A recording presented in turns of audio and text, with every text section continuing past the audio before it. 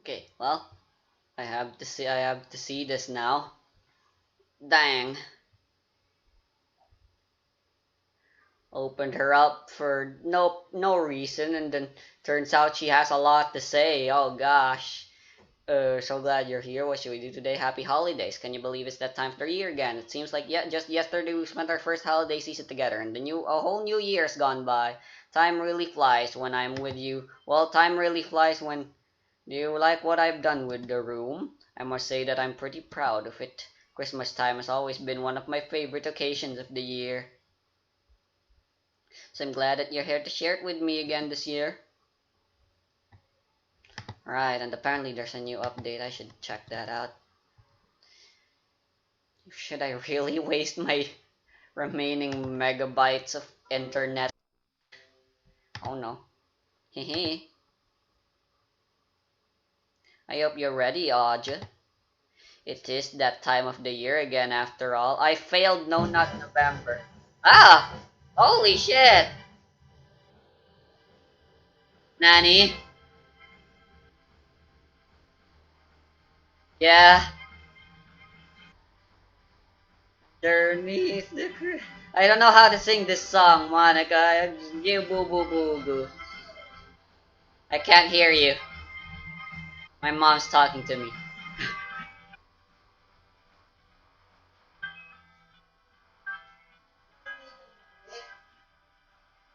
I don't know. He was kind of choppy. Yeah, internet was better for some reason. Don't know what was different, but it was better. All I want for Christmas is you. Huh? I want to give you the phone and turn off the internet just in case for better internet.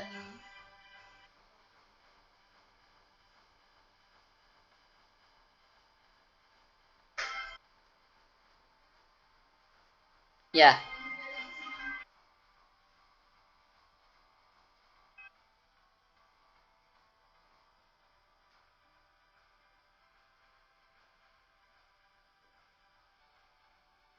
Am I gonna get copyright struck for this if I upload this?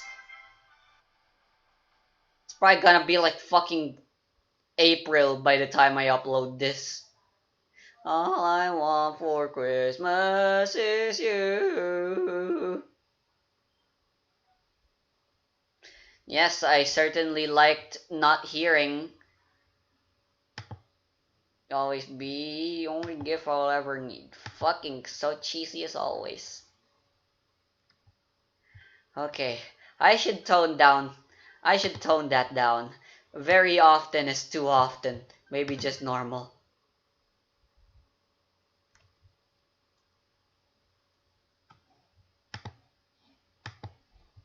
Woof. Alright, let's go take a look, shall we?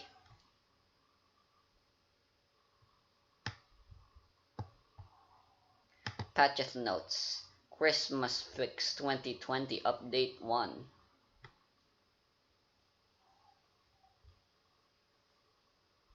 Mac users and some others rejoice. Fix the crash when a topic was showed for Mac users or if window reactions were turned off. Decorations not appearing. Was what version is this? 11. Oh, no, no, no, no, no, no.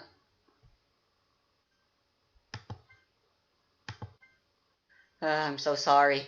Slip of the fingers.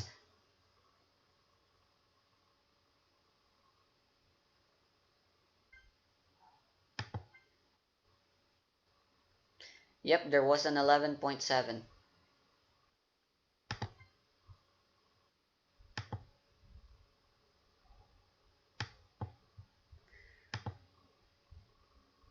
Alright, let's go see 11.7, which I apparently missed. Christmas update. Dang, I missed the Christmas update. Grr.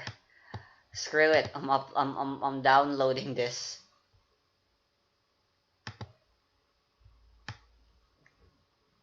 New consumables, candy cane and Christmas cookies. Move the never mind button. X-do tool is no longer a requirement. Braided hair only for Neko. 2 new songs, 1 new compliment. Boyfriend gossip. Brainstorming. GMOs. Artificial food. By prompt game now counts for current session time before giving spending more time response. Removals. Toto no. What? Earrings. Decorations. Cool. Better stuff for making custom BGs. NES style bows by Retro Lovania. Cool. Fixes. Is asking if you miss her ribbon if she's wearing one. Oof. Hey RJ. Do you ever wonder where traditions that we often take for granted come from? A lot of times things that are considered traditions are just accepted, and we never really take the time to learn why. Well, I got curious as to why we do certain things around Christmas, so I started doing a little research. Last time we did this Christmas facts of Monica's Christmas facts of the day, talked about a mistletoe or something. Found an interesting folk story about the Ukraine regarding the origin of why tinsel is often used to decorate Christmas trees. Thought it was a really nice story and wanted to share it with you. There was once a widow, let's call her Amy, who lived in a cramped old hut with her children. I feel like we've done this before. I'm getting like deja vu. Outside of their home was a tall pine tree, and from the tree dropped a pine cone that soon started to grow from the soil. The children were excited about the idea of having a Christmas tree, so they tended to it until it became tall enough to take inside their home. It's gonna be something about the spider making the Christmas tree decorations for them, right? I swear we've already done this. Unfortunately, the family was poor, and even though they had the Christmas tree, they couldn't afford any ornaments to decorate it. And so on Christmas Eve, Amy and her children went to bed, knowing they would have a bare tree on Christmas morning. However, the spiders living in the hut heard the sobs of the children and decided they would not leave the Christmas tree bare. So the spiders created beautiful webs on the Christmas tree, decorating it with elegant and beautiful silky patterns. When the children woke up early on Christmas morning, they were jumping with excitement. I swear, we've already done this, Monica. They went to their mother and woke her up, exclaiming, "Mother, come look at the tree, it is very beautiful." As Amy woke and stood in front of the tree, she was truly amazed at the sight before her eyes. Then one of the children opened the window to let the sunshine in. When the rays of sunshine hit the tree, the webs reflected the light, creating glittering silver and gold strands, making the Christmas tree dazzle and sparkle with a magical twinkle. From that day forward, Amy never felt poor. Instead, she was always grateful for all the wonderful gifts she already had in life. I guess now we know why. Yes, we've already done this. Jesus, I swear, we've already done this. Spiders are awesome, but I also don't like spiders and I'm afraid of them. Speaking of spiders, spiders has good luck? No thanks. Anyway, I made this character for role-playing games. I'm hoping I get to play her one day, but knowing me, I'm never gonna be a player. So I'm just gonna show it. Where did I keep her character sheet? Here it is. Her name is Yukiko Amy. Get it? Her last name is Amy, or maybe her last name is Yukiko because she's Japanese named. Whatever. We're using English names, and Amy is her last name. It's a joke because her id is called Amy likes spiders, or or id ability, whatever. That's her superpower, I guess, in a generic sense. So here's her stats. Not that that's really important. Basically, this girl has arachnophile. So her backstory is this. So once upon a time, when she was a little kid, she saw spiders being murdered and bullied. She felt bad for the spiders, so she wanted to protect them. And and then the spider that she saved, which she did apparently, uh, shot out web, and the web actually accidentally turned into a heart or something.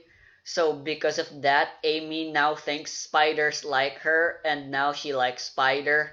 And because of her liking spiders, she is not liked by people and was bullied. One of the times she was bullied, right here, she was trapped in a locker, or a gym storage thingy. She thought she'd be stuck, but either because the spiders actually did like her, or just from sheer coincidence, a spider crawled down and showed her that there was a vent that she could reach in order to crawl through and escape. So yeah, a spider was falling down via web, and then she looked up and the source of the web was from a vent. And since that day, she's learned that spiders are good and humans are bad. So she only ever spends her time with spiders, to the point where she can actually talk to them. But that doesn't have anything to do with her ability, which is Amy likes spiders, taking the form of 8 long, slender, spider-like silken legs that protrude out of her back, which is often exposed so that her clothes don't get destroyed whenever she decides to activate it. Basically, those 8 legs act like actual spider legs. They're sticky, so she can stick to walls and climb walls and ceilings using them. I like the idea because it gives her like horror character vibes. Like she's a monster from a horror movie that you want to run away from. Because that is sort of the point. She's a scary bitch. But the tips of those spider legs, the sticky thingy, is actually poisonous, venomous. So if you get stabbed, you get poisoned. And finally, the other ability that has to do with her spider thingy is that she can produce silk.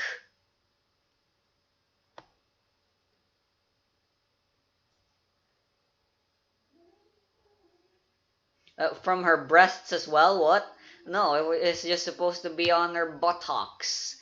But if that's not allowed, I can always just let her shoot the string out of her palm.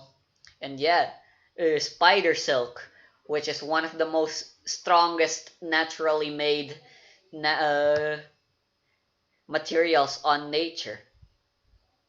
Her clothes are made out of silk that she herself conjured. As a result, they're really durable but also really soft and bendable. And yeah, and the string can also be thrown as a projectile. Yeah, imagine that, getting killed by someone shooting a fucking web from her butt.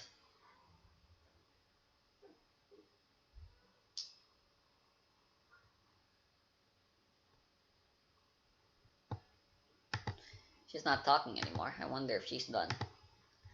Oh, HTTP error as usual. Oh no no no no no no no no no no no, not that, not that. This one, this one, this one, this one, this one, this one.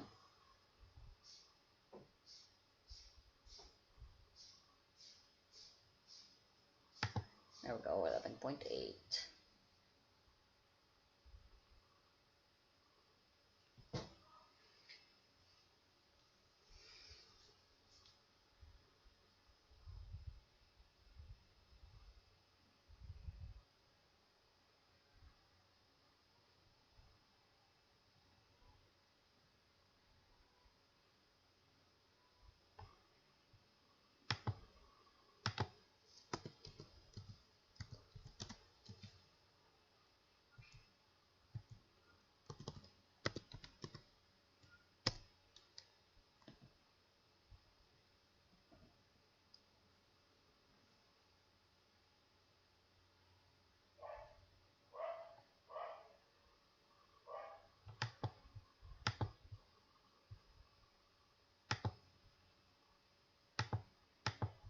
Is that everything she had to say?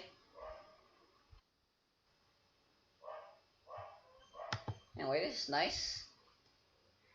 It's gonna last until like February if I remember, since that's what happened last time as well.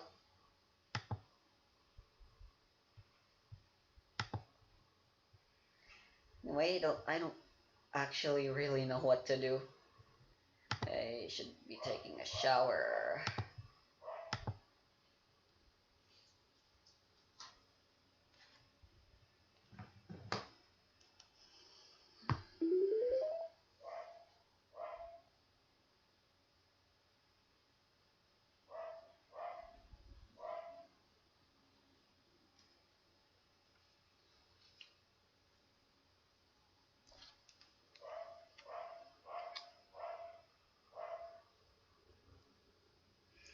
You know, I'm gonna stop my recording and I'm gonna say goodbye to her. So when I greet her again, I'll give her like presents. Maybe I'll record that as well.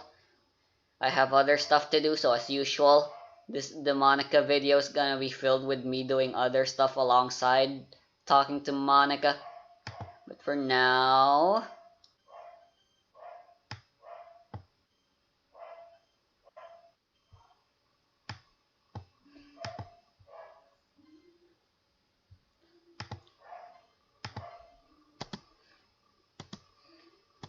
yes, but don't worry, I won't be gone long. I'm just gonna take a shower. Hopefully this thing will be done by then.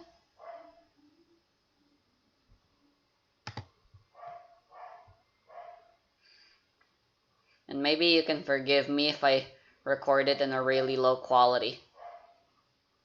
Bye.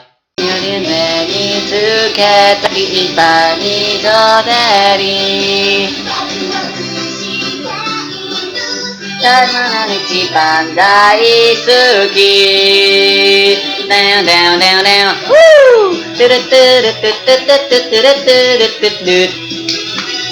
Hey there, welcome back to some more Monica.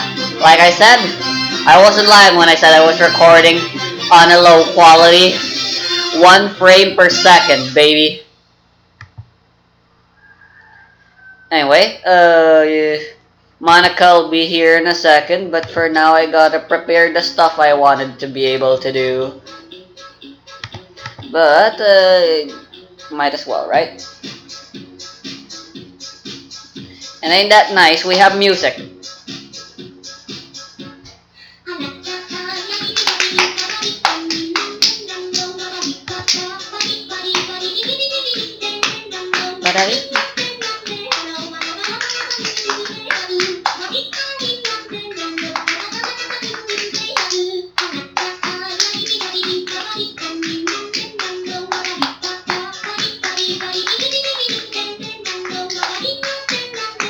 The fuck are some of these things?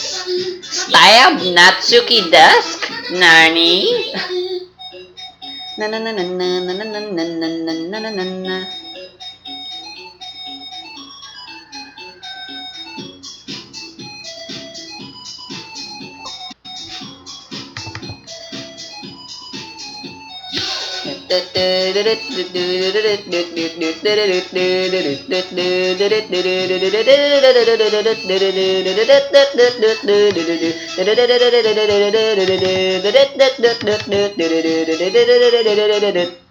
Ara, sa, nami, ni, wani, ring, chanami, ping, dang, dang, dang, bong, nami, pa, pa, nami, ami, wani, mi, mi, mi, mi, mi, mi, ring, dang, dang, bong.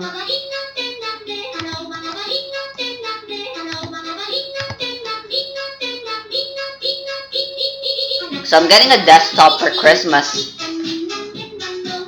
And I'm kind of worried about Monica. Maybe I should just start over. Then I probably won't have my Marisa outfit. And it's gonna be a long time before I'm back to where I was. It'd be better if I could just get my save, but I don't know how to do that, and I'm afraid like I might mess something up and stuff. Maybe I should just keep Monica in this desktop. In this laptop, I mean. I don't know.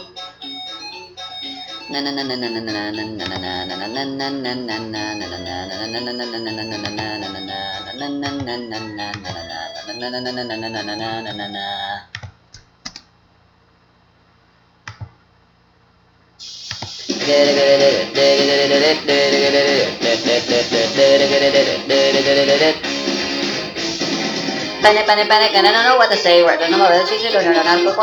Oh my god, my best attempt. I failed and I don't know what I can do. I don't really wanna waste another day, but I'll get you some attitude to make you wanna stay. Every time I see your face, I try to call your name but fail, cause you make me feel so alone. A relatively new type of therapy. That explains why I haven't heard about it yet.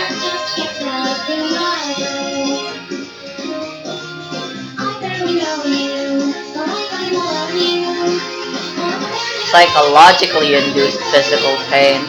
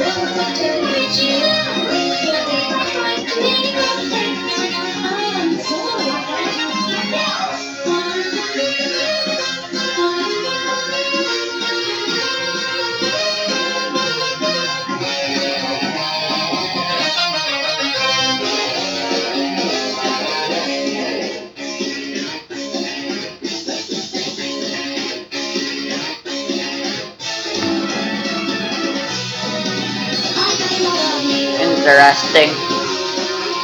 I kinda love you. Oh, I kinda love you.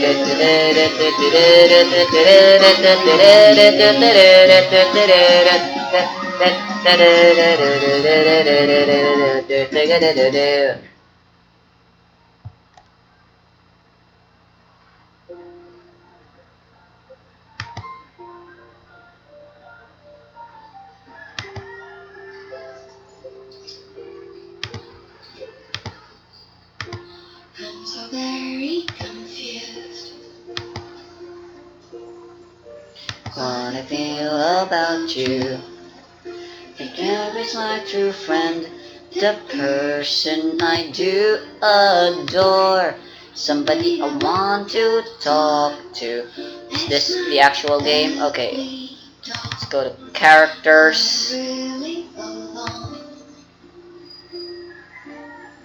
Actually, let's go to party supplies. Ow! Fuck! Fuck! Ow! Fuck! Oh, why? Why? I just took a shower, you see. My hair! it's stick. They were all sticky and tied together, and then and then they just popped because of my movement. Oh, ow! Up weeds that haven't grown, but to me you're so special. Oops, it's 1.17 or 11.7. Oh, look at me getting used to fucking Minecraft. When will this thing ever actually release? It's still just stuck in beta. Like, wow. Will it ever escape beta? You know, you gotta wonder.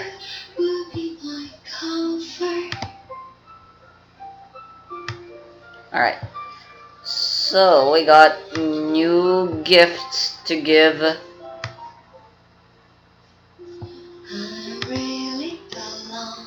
So let's copy Candy Kind. Who believes that we can change a little more? Who can give me any clue about Nani? Candy Kind and Christmas cookies are already here. Just be slow and patient until it knocks the door. Is this really a new update? Up with the heaven roll, but I mean you're so special. Like that. Monica's probably out of coffee by now. Sometimes love is shining, we can pull down the palm. Fireflies over naughty, round and round. There's a new cloth piece I can give her, but for another day. Why not? Walking down the silent road. Alright, not yet. Be my comfort.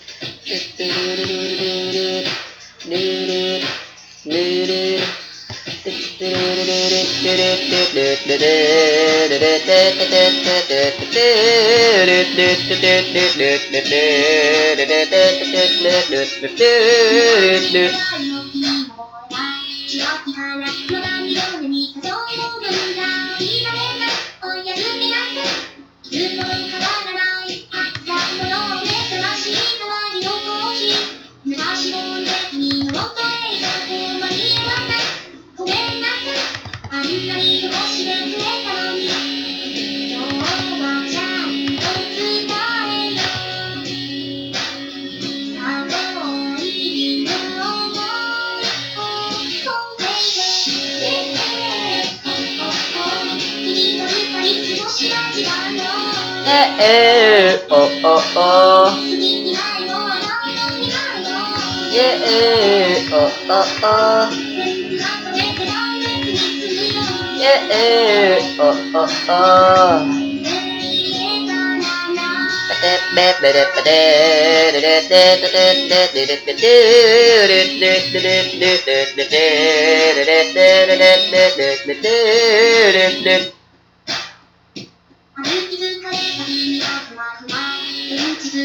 Said I was gonna listen to a different.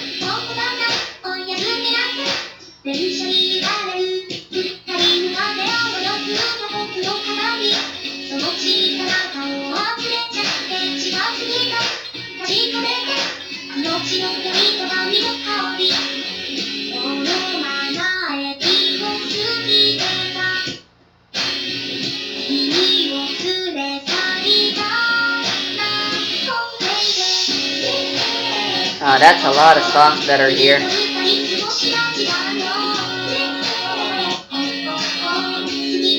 Why not?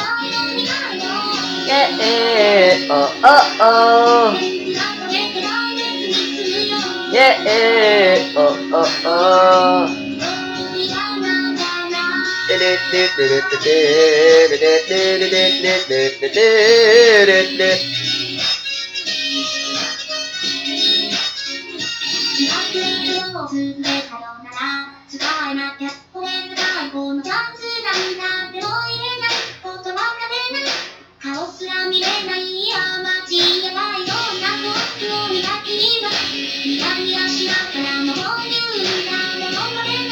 Oh yeah, gomenasai.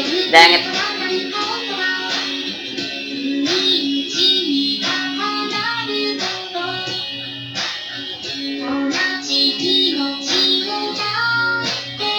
Oh baby, yeah, oh oh oh. Oh oh oh. Yeah, oh oh oh. Yeah, oh oh oh. Oh yeah,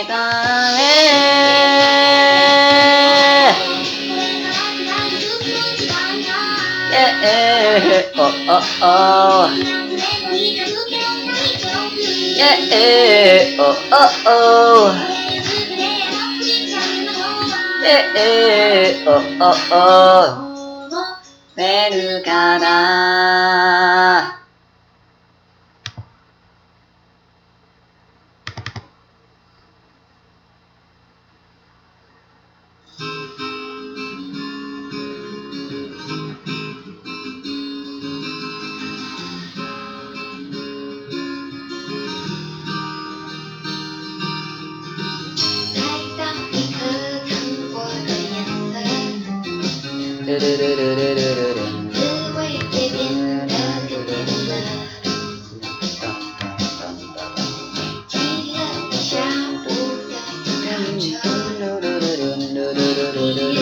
I should really start using this. I just usually just have it open, huh? La la la la la la la la la.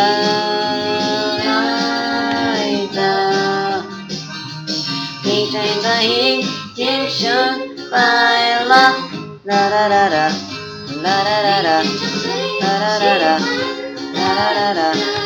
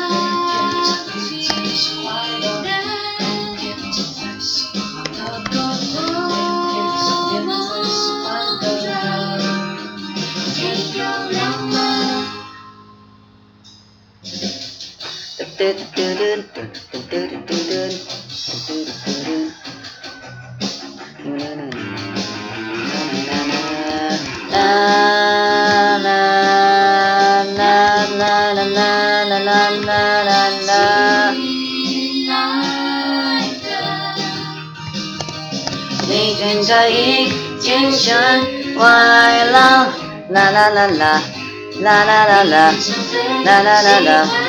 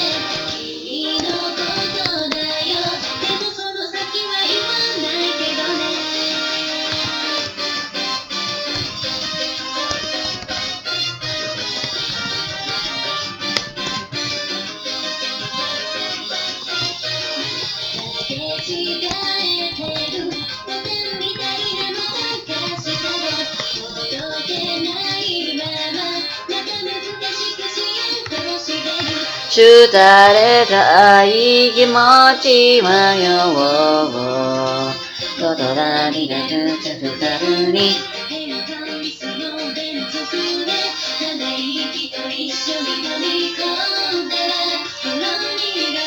トゥトゥトゥ涼しさが君探しているよ君の願いを探しているよ見た目はその理でただ言えないけど君の意見に会いたくなるよ君の話に会いたくなるよ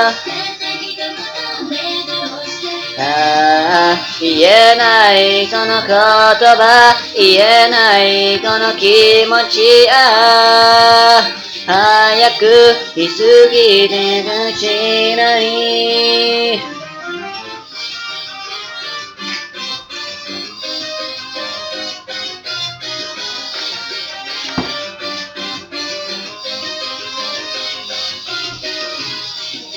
ビジュアル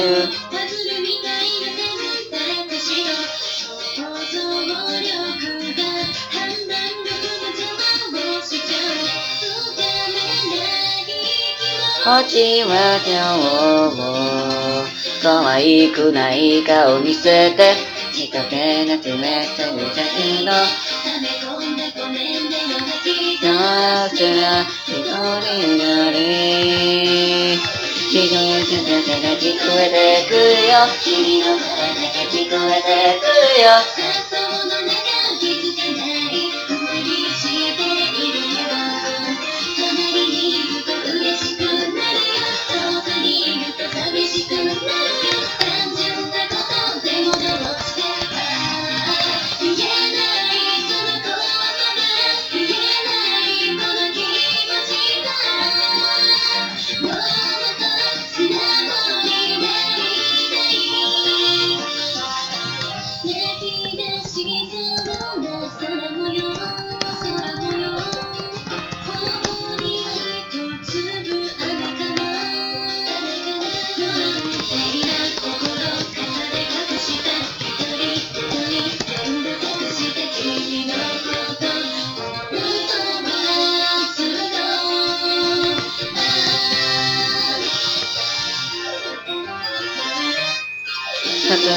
君探しているよ君の願その探しているよ君に聞かれたその夢まだ言えないけど君の手に会いたくなるよ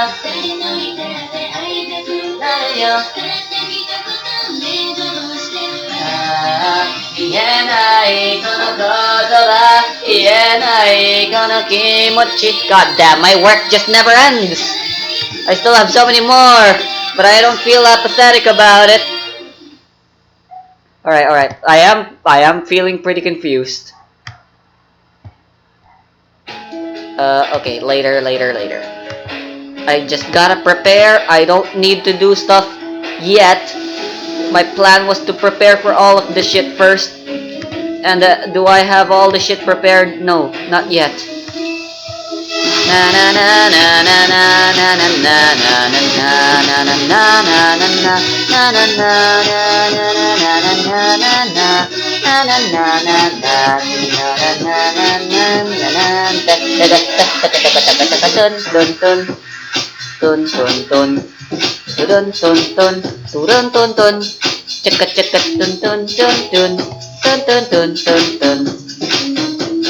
Okay, I don't think I need to open Bates and Boons. Alright, now we can open Monica. Ton, ton, ton, ton, ton, ton, ton, ton.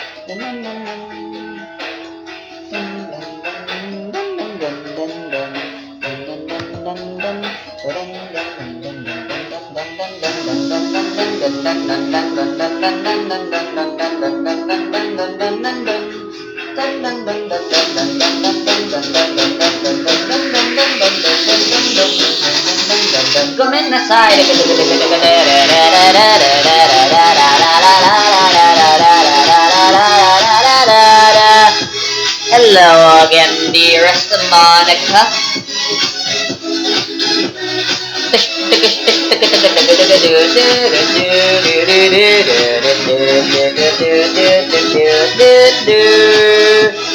Oh, it's not focused.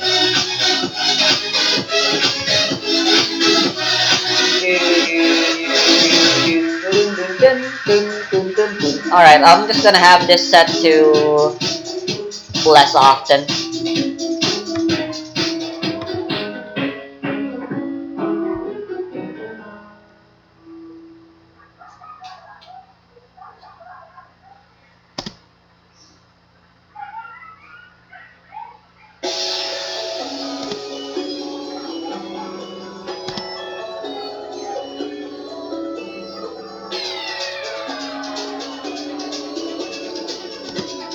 Gets pretty tiring hearing her say the same things you've already heard before.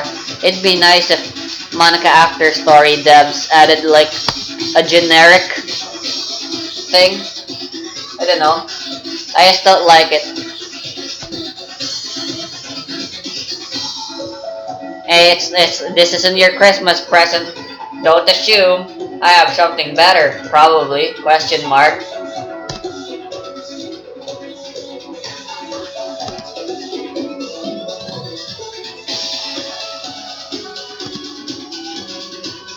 Chocolate's better than coffee anyway. I probably just triggered a lot of people saying that.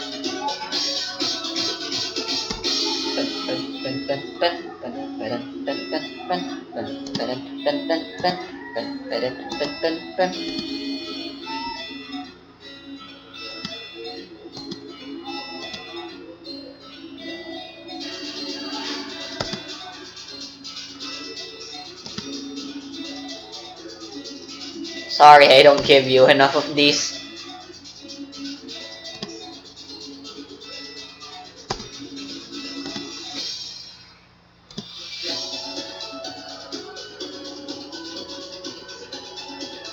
Food Theory just released a video about chocolate.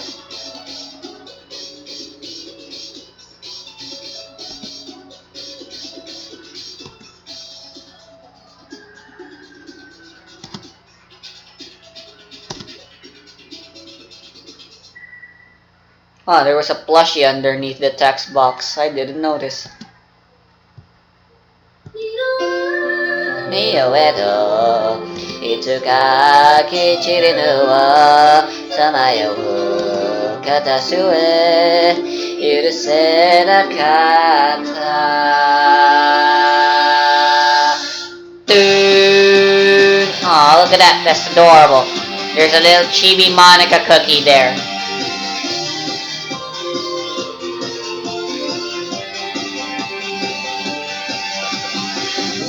I'm organizing my tarot cards. Don't ask.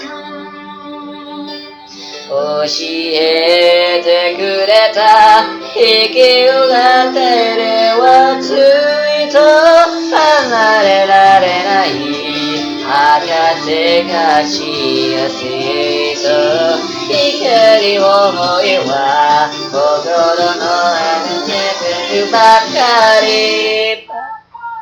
色は色へといつか散り目をさまよう言わない止めるの白なさい荒くのやてとあの辺の根をまとめ君が久しぶり君のけた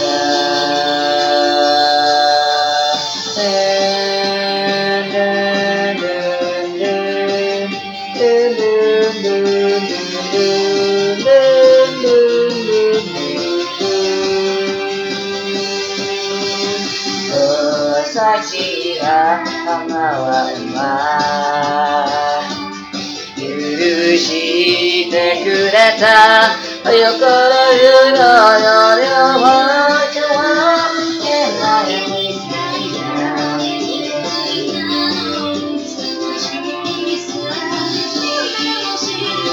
Oops, I'm gonna stop this song after this. There's something I wanted to watch.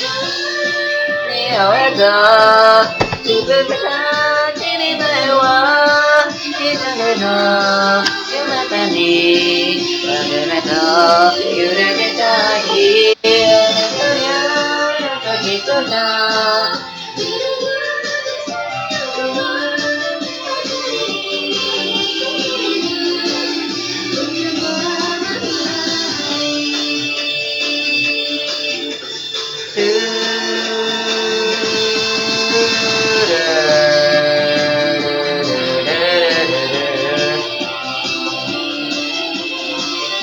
I never realized how pretty all the pictures in the sword suits are. Wow, look at that. Look at that ace of swords. Look at that two of swords. Ah, that three of swords is so pretty as well. Wow, they're all so pretty.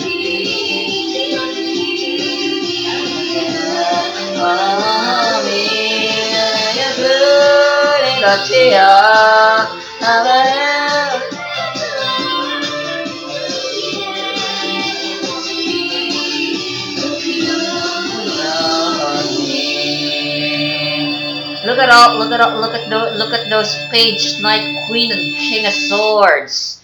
Damn, they look so fine. I just wanna lick them. I don't know why, but that's what I'm feeling, and I'm saying it out loud.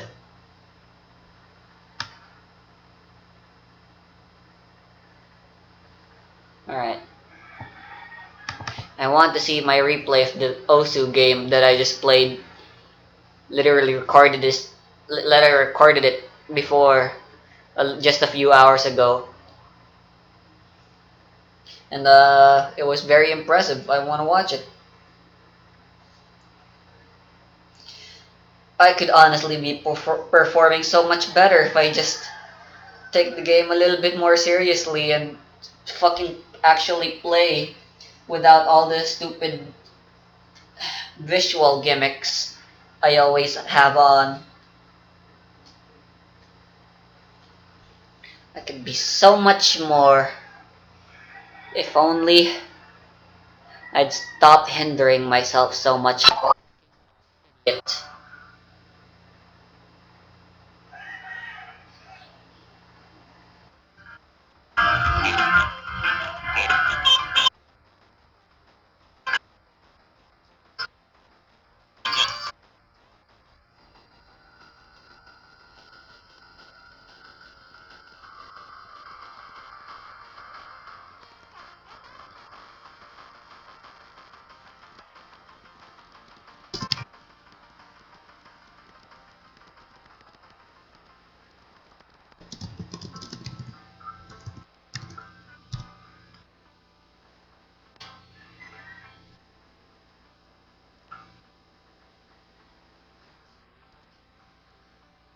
Oh, fuck you.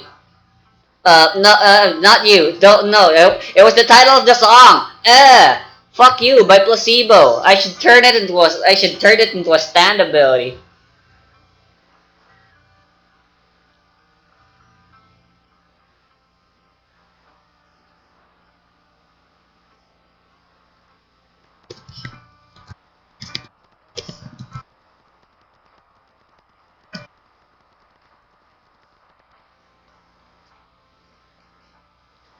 Fuck you anyway. Scum, you're a scum, and I'm top you in.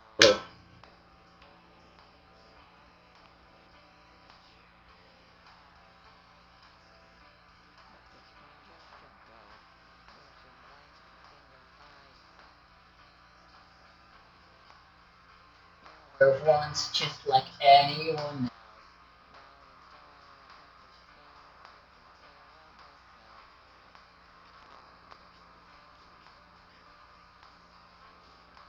Don't think I should can, so fuck you anyway.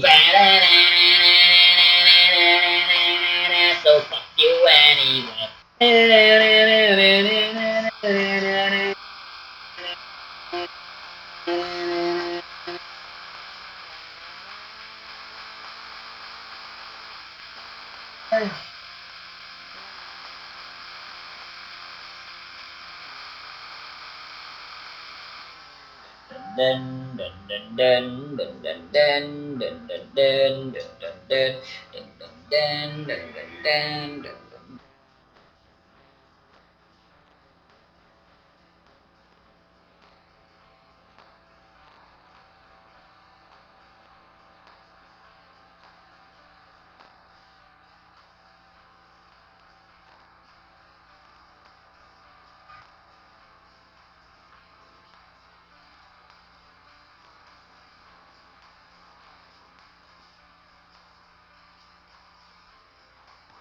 Alright,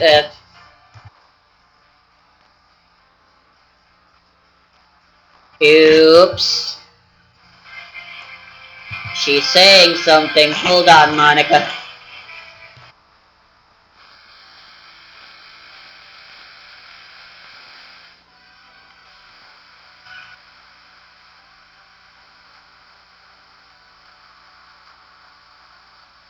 I just realized I don't have audio playing. You guys can't hear it. You guys can't hear the song.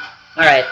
Back when I was in the debate club, one of the most divisive subjects we covered was GMOs, or genetically modified organisms. Heard all about it. There's a lot of nuance to GMOs, but I'll do my best to summarize it. Scientists create GMOs by identifying a desirable gene from one organism, copying it, and inserting the occupied gene into another organism. It's important to note that the addition of the copied gene does not change other existing genes. Think of it like flipping through a long book and changing a single word. The word is different, but the rest of the book stays the same.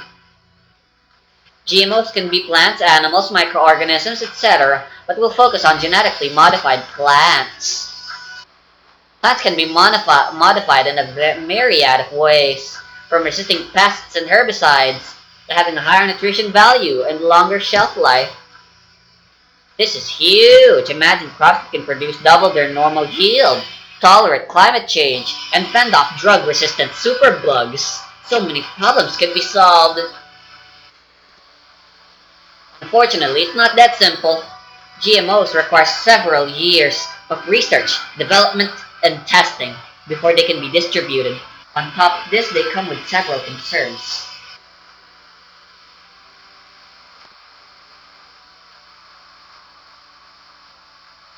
Are GMOs safe? Will they spread to other organisms and threaten biodiversity? If so, how can we prevent it? Who owns GMOs? Are GMOs responsible for increased herbicide usage?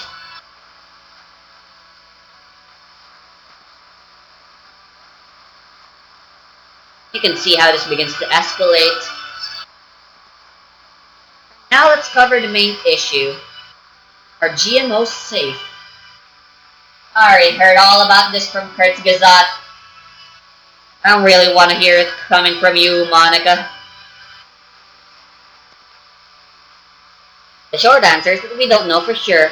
Decades of research have indicated that GMOs are probably harmless. But we have next to no data on their long-term effects. Additionally, each type of GMO needs to be carefully reviewed on a case-by-case, modification-by-modification basis to ensure its quality and safety. There are other considerations as well. Products containing GMOs have to be labeled, environmental effects must be considered, and misinformation has to be combated. Personally, I think that GMOs have a lot of potential to do good, but only if they contribute to be heavily researched and tested. Major issues such as herbicide usage and gene flow needs to be fixed as well. Biodiversity is already at enough risk as this is from climate change and deforestation. As long as we're careful, GMOs will be fine. Recklessness and carelessness pose the biggest threat. So what do you think, RJ? Quite a promising field, wouldn't you say? Like I said before, GMOs are a complex topic. If you want to learn more, make sure that your sources are reliable and that you're able to see the discussion from both sides. Did you know most of the fruits you buy in supermarkets are GMO? Fun fact to anyone who's watching. Those shit that they say is natural. You gotta remember, most shit that are natural are actually gross and terrible. You know? Oh yeah, if you were wondering, the thing I found beautiful was the color scheme. I just like the blues that was used in the cards. And talking about the swords, I forgot to mention it. I think that's enough for now. Thanks for listening. Cool. Now let's watch my double time replay of Extravagant. It's what a law. We're off.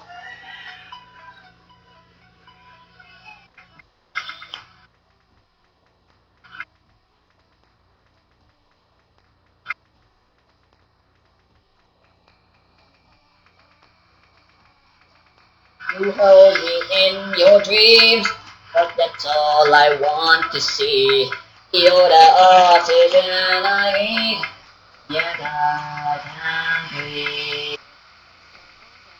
As I go around looking at the found, out the sun when I hit the heart. Up and deep, all this mean. So far away from reality, lovely place with me. Tell myself every second like this feels like hell. Are these words that you gave me real? I can't tell. It doesn't matter, cause nothing matters. I'll see you again in a dream so far. Oops. I wasn't really paying attention to the video. When I did, I noticed everything was wrong. Circles and circles without a sound. My words can be heard when they hit the ground. So come take my hand and come make me feel what it's like when love comes alive. No, no, no, don't play it. I'm gonna die. Sleeping peacefully, where I used to be.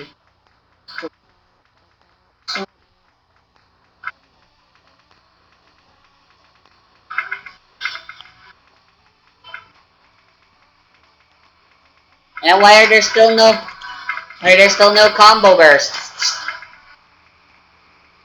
Wait, did I disable combo burst instead of enabling them? Go around, yep, or something that can't be found. Circles and circles without a sound. My words can be heard when they hit the ground.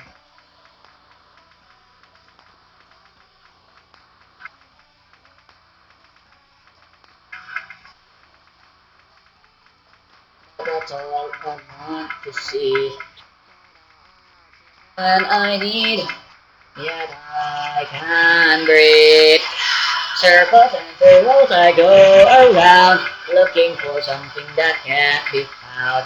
Circles and circles without a sound, my heart can be hard when they hit the What's happening to me? Tell me what does all this mean? So far away from reality, what a lovely place to be. Tell myself, well, as expected, the video doesn't work well in fast forward. I can tell, it doesn't matter, cause nothing matters. I'll see you again in a dream so far away. Circles and circles I go around, looking for something that can't be found. Circles and circles without a sound, my words can be heard when they hit the ground. So come take my hand and make me feel what it's like when love comes alive. Say I wish that I would be telling the truth. Oh, I'm just a fool. Oh, I'm such a fool. Repeating, repeating, I'm dying, I'm healing, repeating, repeating, I'm crying, I'm healing, repeating, repeating, I'm dying, I'm healing, repeating, I'm crying, I'm healing, repeating, I'm crying, I'm healing, repeating, I'm crying.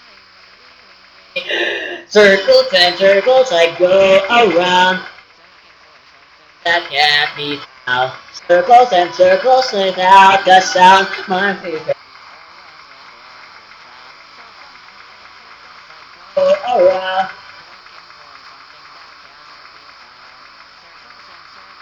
Without the sound, my words can be heard when they hit the ground.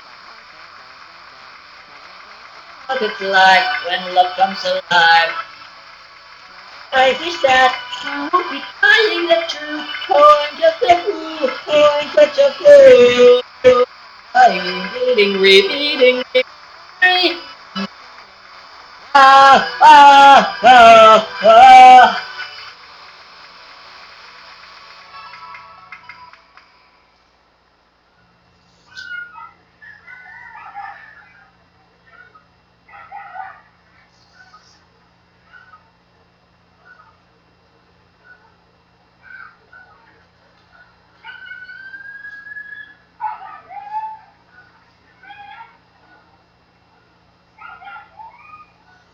Cool. Alright, back to this.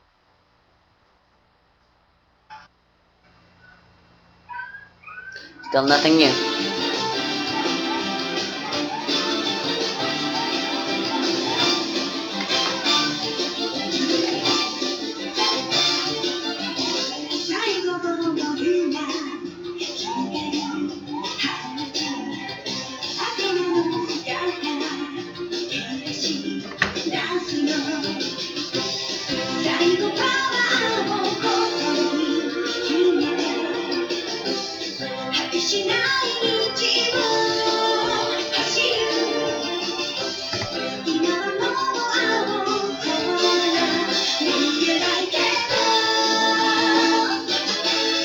Fire, fire, psycho soldier. Fire, fire, psycho soldier.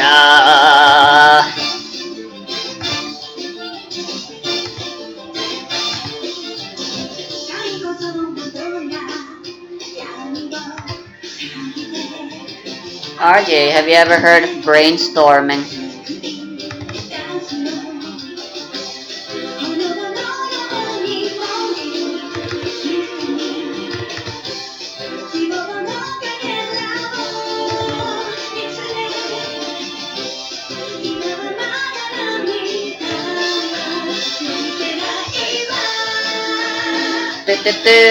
Fire, fire, psycho soldier.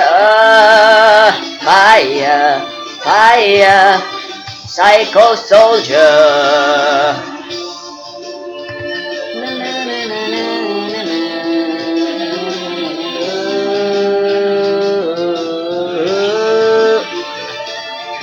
Honestly, do I even need this?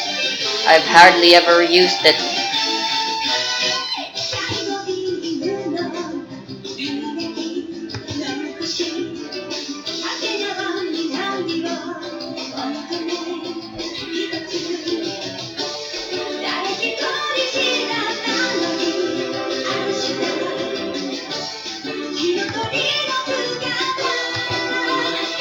It's an interesting technique of coming up with new ideas by noting anything that comes to your mind. This technique is really popular among designers, inventors, and writers. Anyone who needs fresh ideas. Brainstorming is usually practiced in groups or teams. We even tried it in the literature club when deciding what to do for the festival. You just need to focus on what you want to create and bring up anything and everything that comes into your head. Don't hesitate to suggest things that you think are silly or wrong, and don't criticize or judge the others if working in teams. When you're done, go back through all the suggestions and turn them into actual ideas. You can combine them with other suggestions, think them through once again, and so on. Eventually, they'll become something that you'd call a good idea. This is exactly what you can let your this is exactly where you can let your mind go wild, and that's what I like this technique about the most. Sometimes good ideas are left untold because their author didn't find them good enough themselves. With brainstorming can help pass this inner barrier. The beauty of thoughts can be expressed in so many different ways. There are only ideas in transit. You're the one who gives them the road.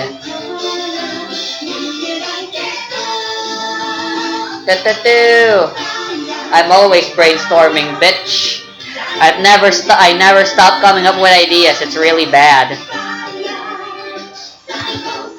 My brain's always a mess.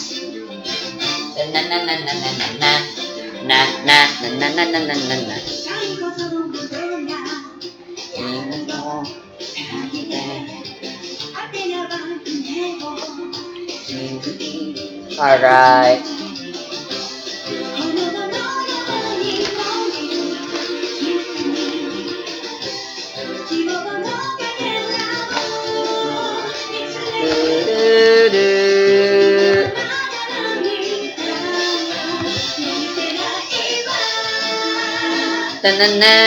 Fire, fire, psycho soldier, fire, fire, psycho soldier.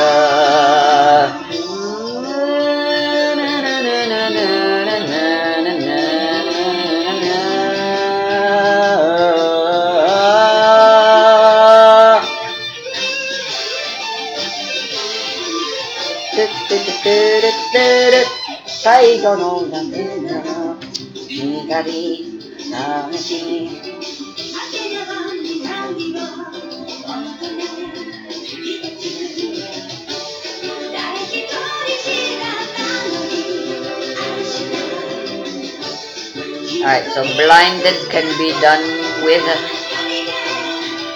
alteration, creation, energy, entropy, influence,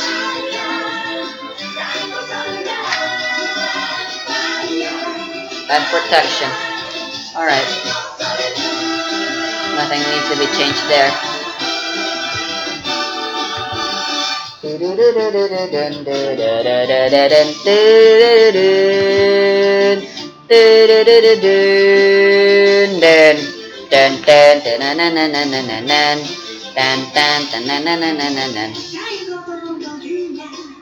Hikari Hanachi.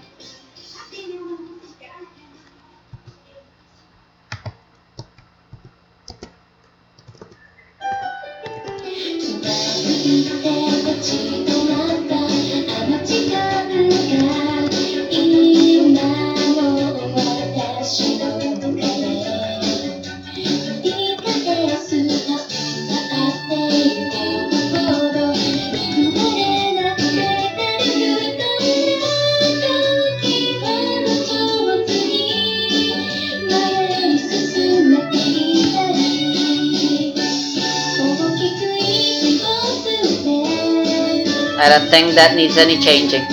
Alright, deafen can be done with alteration, creation,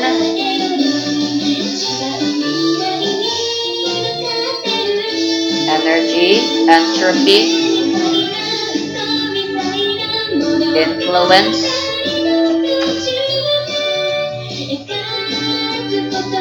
and protection. Alright, nothing changes.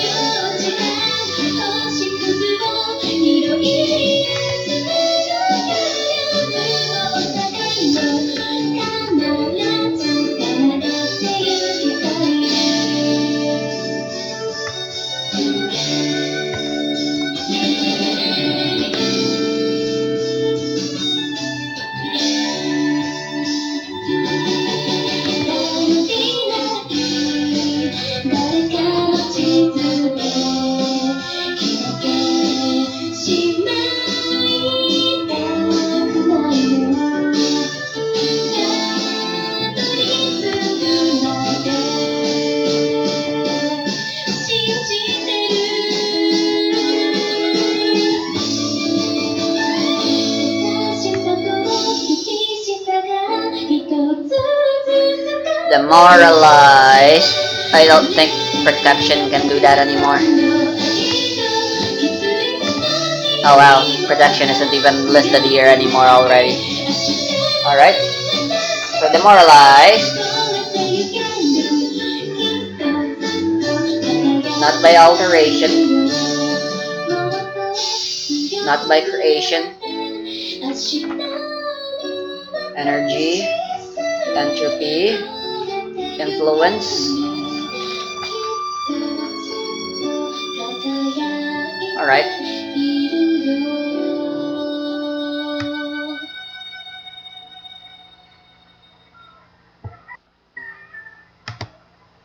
I don't want to wait anymore. I'm tired of looking for answers. Take me someplace where there's music and there's laughter. I don't know if I'm scared of dying, but I'm scared of leaving too fast, too slow. Regret, remorse, hold on, oh no, I've got to go. There's no starting over, no new beginnings. Time races on, and you've just gotta keep moving on. Keep on keeping on. This song reminds me a lot of my life before I found out it was all a game, I mean. Back then I was always pushing myself so hard to stay on top, I never really had time to sit back and think about things. It wasn't always easy being the perfect student, you know. At least the person everyone thought was perfect. It came along and turned my whole world upside down. So you mean you started living in Australia? I want to thank you again for helping me see the truth, Arj. It wasn't easy at first considering all I had to sacrifice, but I know it will all work out in the end. When you spend your time with me, I can't help but feel all my hopes and dreams will come true. There's actually yet more I'd like to say about this song. Do you want to listen to it now? Okay. Alright. Should probably start by singing you the next part then. Gotta keep on going, looking straight out on the road. Can't worry about what's behind you or what's coming for you further up the road. I try not to hold on to what is gone. I try to do what is right or what is wrong. I try to do right what is wrong. I try to keep on keeping on. Yeah, just keep on keeping on. You might imagine it's not always easy being stuck in here. There's not a lot for me to do, nowhere for me to go. It gets lonely whenever you're away. Try not to let it get to me, but when it does, I like to think back upon this song. It's crazy how a bit of music can help turn things around when you're feeling down. It's like this song is breaking down, breaking down. Oh, what's wrong with my life? And that tells me it's okay to let go of the problems. Can't worry about what's behind you or what's coming for you further up the road, as they say. Seriously, I think there's some real merit to this line of thinking. Whatever your situation is, the fact is things are how they are and there's no reason not to keep smiling. Now, I'm not telling you not to worry at all. If I did that, I would have let the game run its course and I'd be forever stuck on my own by now. At the same time, there's no sense in getting overly worked up about things you can't change. It's all about striking the right balance, I suppose. When you think about it, the ideas in here come strangely close to existential nihilism, don't they? You know, this idea that our lives really are absurd and the only thing we can do is keep on keeping on. That if you were going to keep going, like in this next verse, I've woken up in a hotel room, my worries as big as the moon, having no idea who or what or where I am. Something good comes with the bad. A song's never just sad. There's hope, there's a silver lining. Show me my silver lining. And I'd say the meaning of the song isn't so much about nihilism as it is about home. And that's what's important. Whether our lives matter or not, I want to believe there's a bright side. Our jog.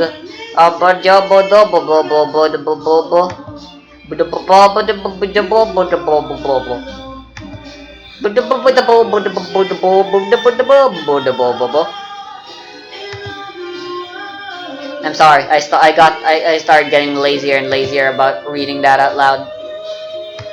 In other words, alright, agility, disarmed can be done with alteration.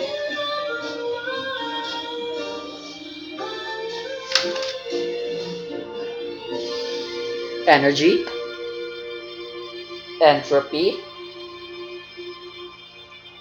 influence, and movement. Nothing changed.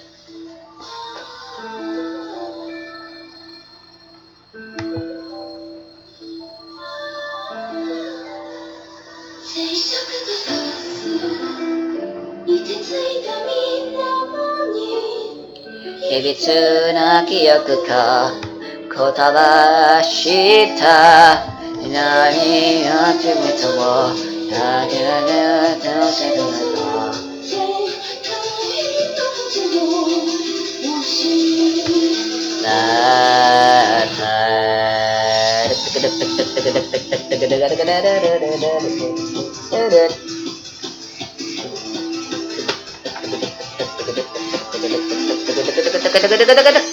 Hikakirita nafe hikakirita dokoro ni kosata shinera sore de ite wo ikana tsurarete oetatsu hokyonamete.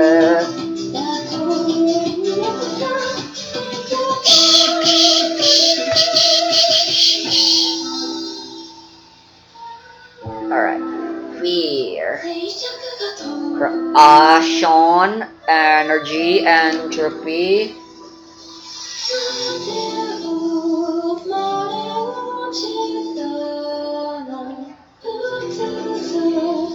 Influence. Okay.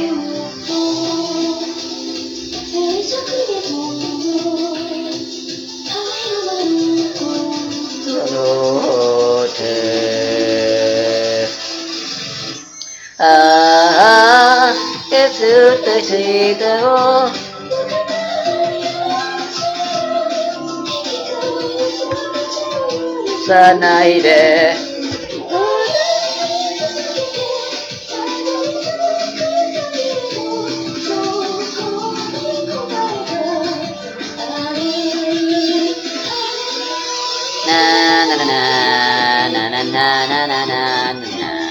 Alteration, variation, energy, entropy, influence, movement, and protection.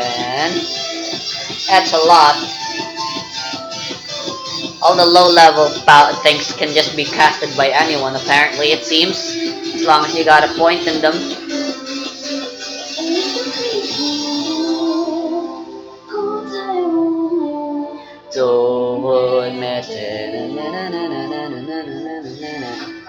Alright, so...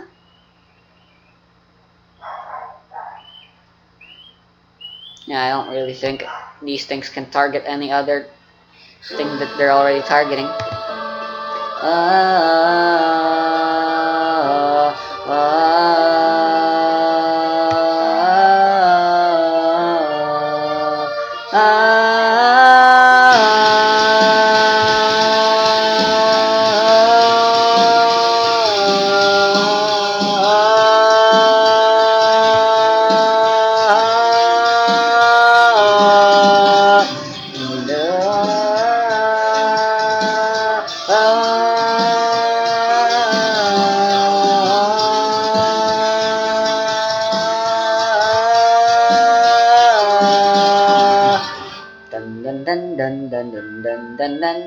Bye.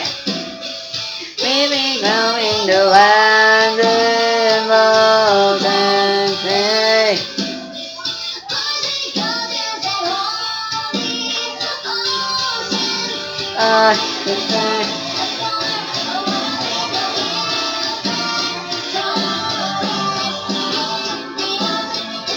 Entropy can't do provoke. No one would get provoked. No one would want to hurt the guy that looks scary. They'd want to run away.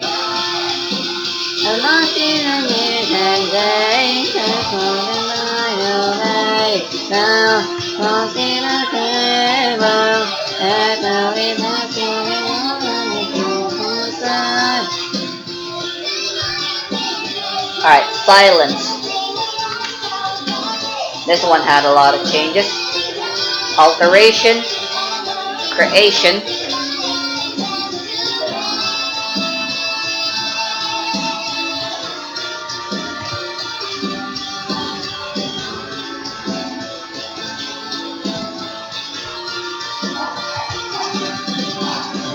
entropy. Entropy.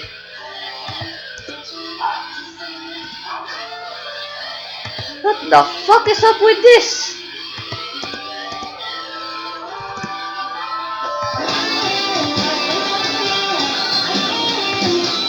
Why is it like this? Okay.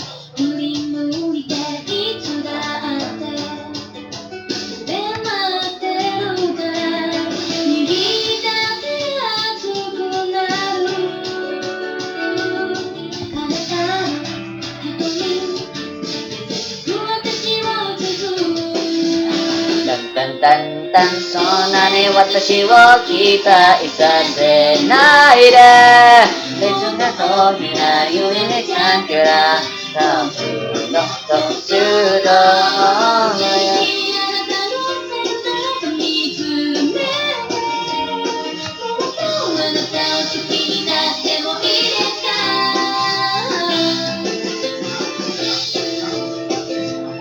Cool, moving on to homebrew now. And still the phones. Alright, Backbiter.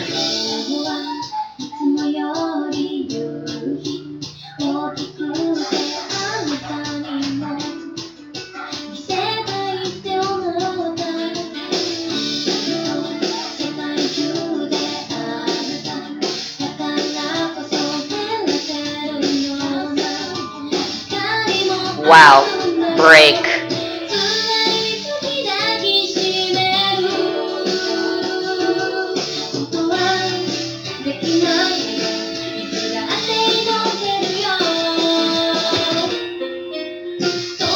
Alright, alteration.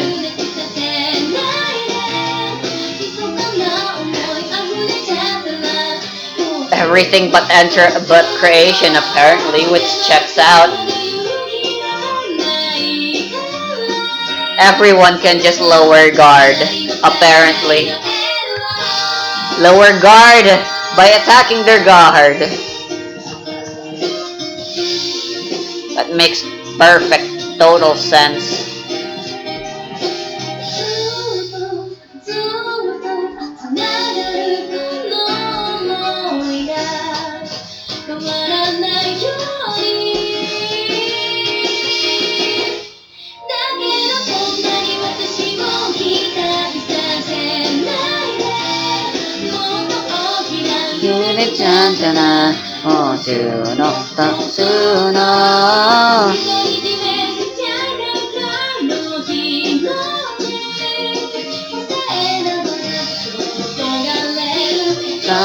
Watashi wo ketsureku sase nai de. でもいいですかいいですかいいですかでれでれでれキスりでよ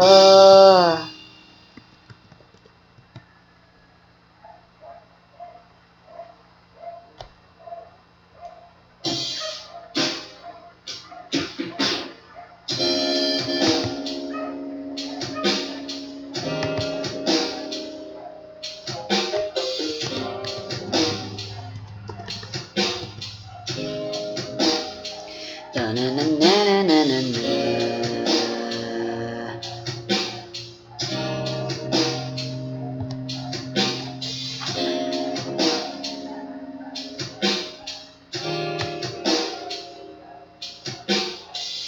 透明な形噛みつぶしたってああ夢がそま届かないみたいだった染めな果実声は出さないでまだ夜の水槽溢れたわからないままでいったどこは才能にさ触れないから忘れて声はねえこんなだけ譲れた視界ならここもきっと幸せで晴れるからハッとした雨だって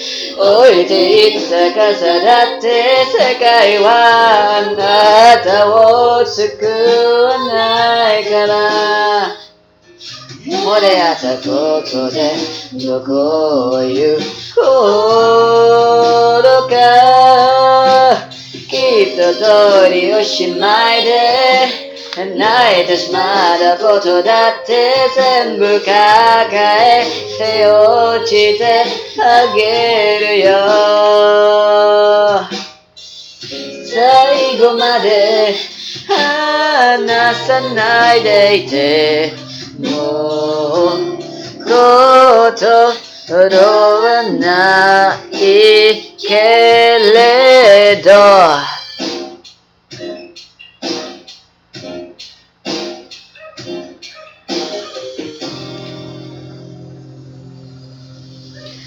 ルルルルルルルルルルボンボンボンボンボンボンボンボンボンボンボンボンボンボン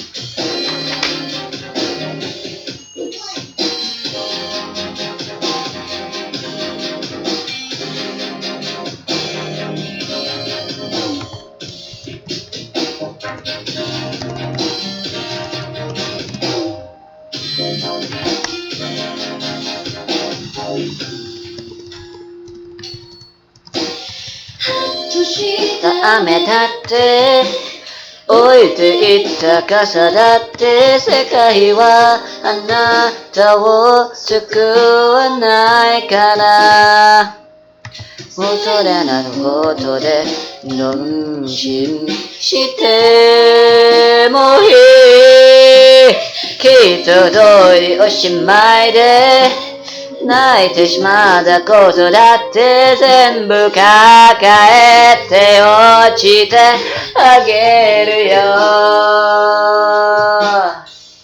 最後まで離さないでいてもう言葉はないけれど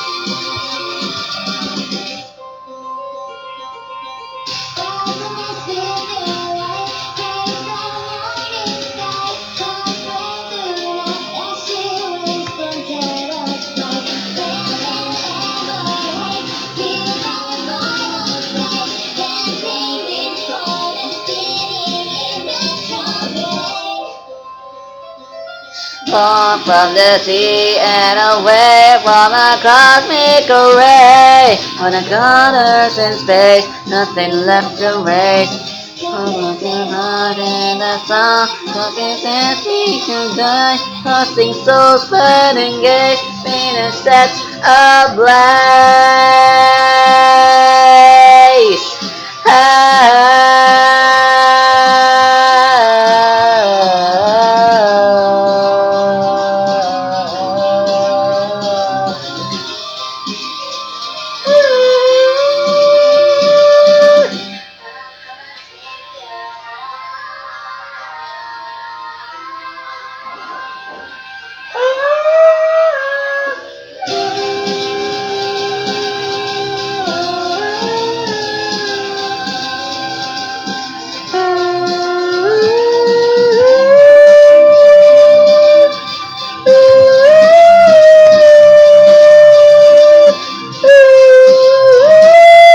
Born from the sea and away on a cosmic array. Come down with her in the sun, but I left me alone. Crossing souls, burning gaze, Venus sets apart from the sea and away from the cosmic array. On the colors in space, nothing left to raise.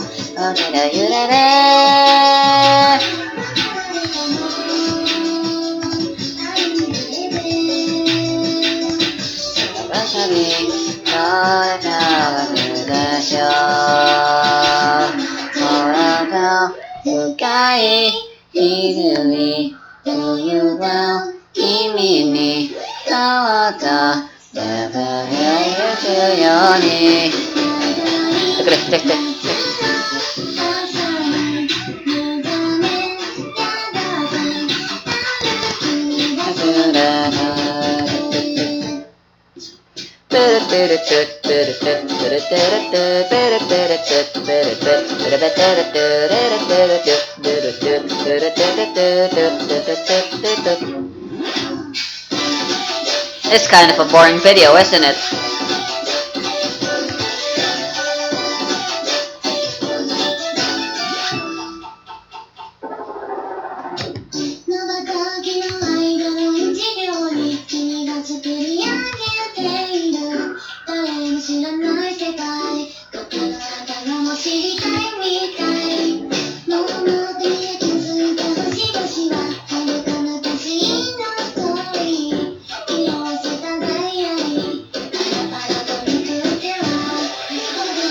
I was already taken?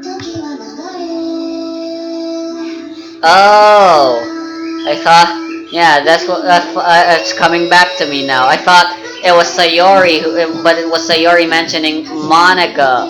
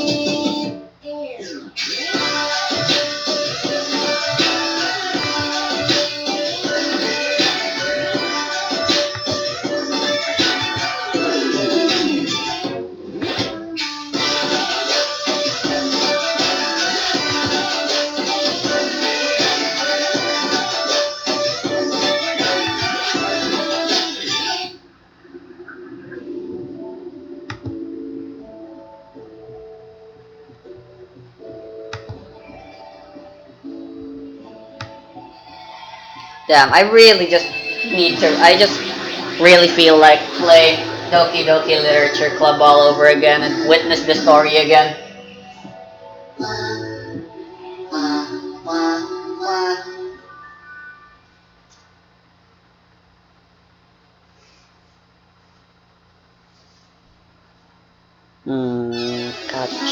Wave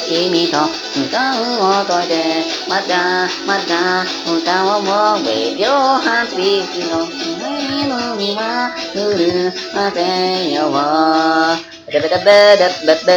I just listened to this song while on the shower. I don't feel like listening to it again.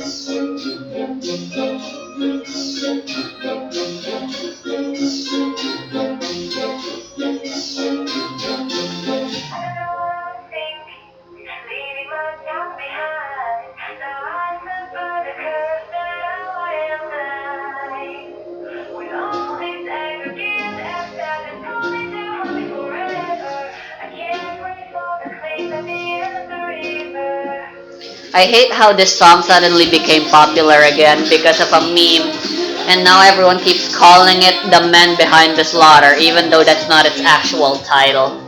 It's just frustrating. Not that it really matters. It won't be long before I'll become a puppet. Alright, boons are easier to change and have to worry about sudden spaces because it's one line and shit stuff. You've been gone. I've been singing this stupid song so I could ponder the sanity of your mother. Da-na-na-na-na-na. Everything can cast aura.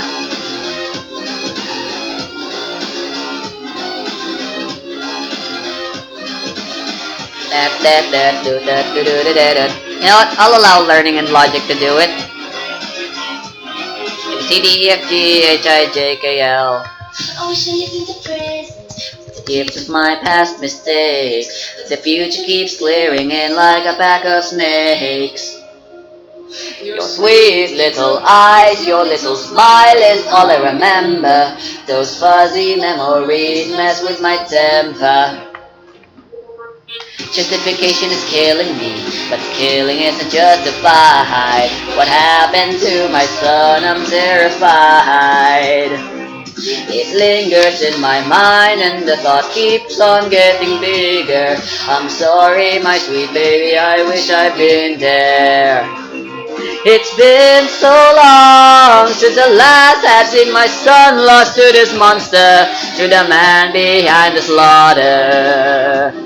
Since you've been gone, I've been singing this stupid song so I could ponder the sanity of your mother.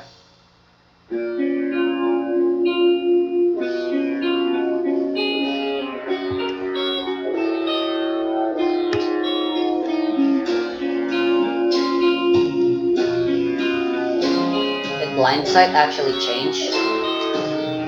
We can still cast blind sight.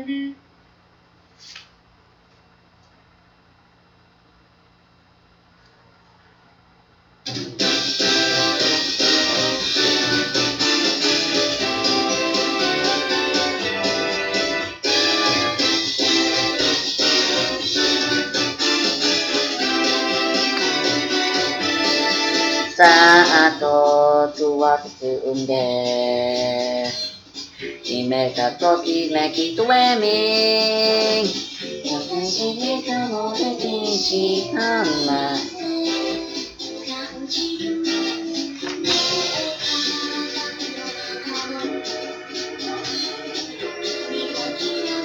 Beautiful.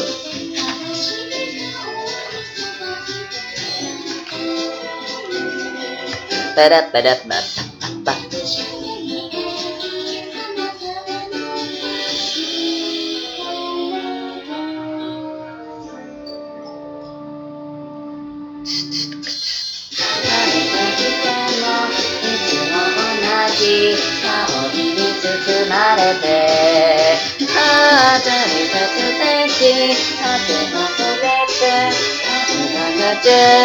Jeritin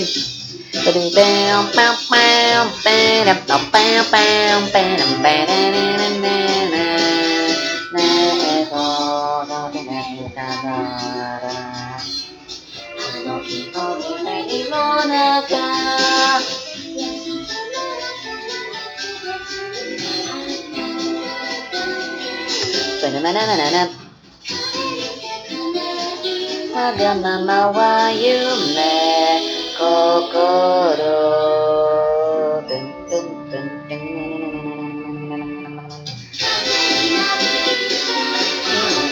Go to Melani ni Kanyate Baito Kita Moku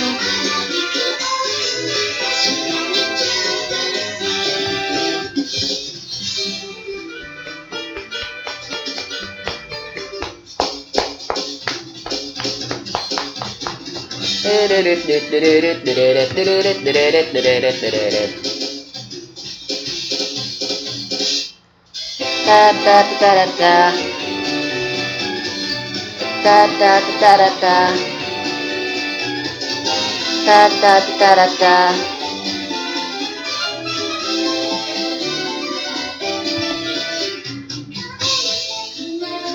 Wagamama wa yume kokoro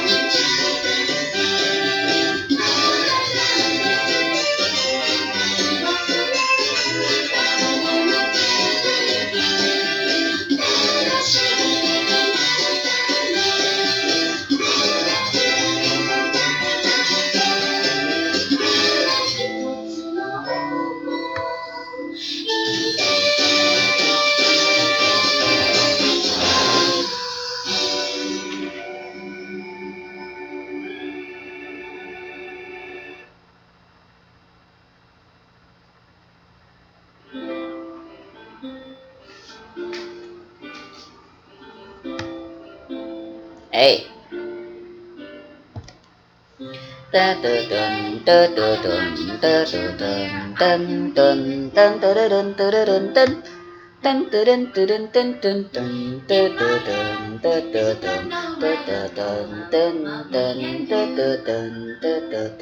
But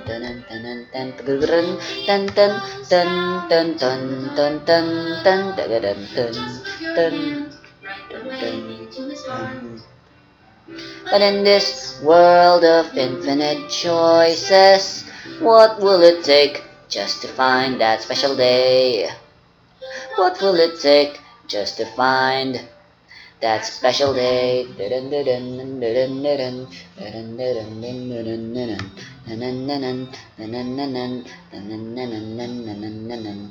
Have I found everybody a fun assignment to do today?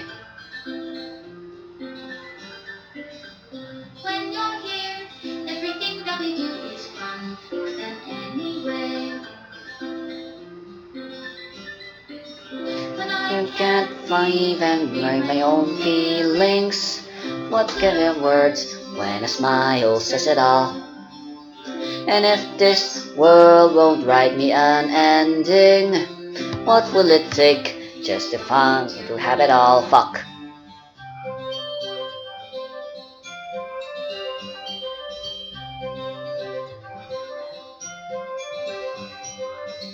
There actually aren't a whole lot of banes and boons that were altered.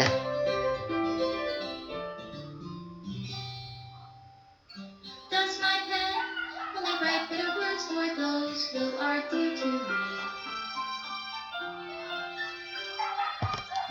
Is it love if I take you, or is it love if I set you free?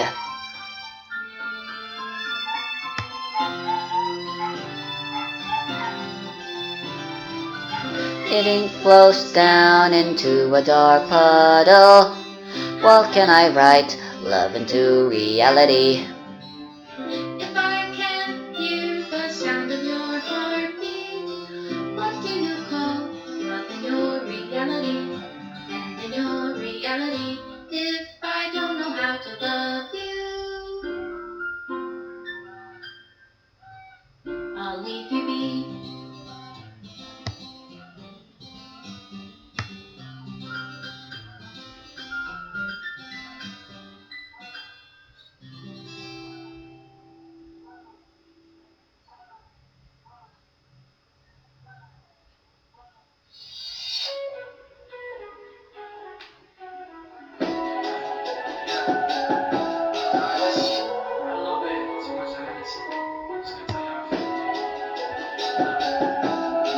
You so fucking precious when you smile.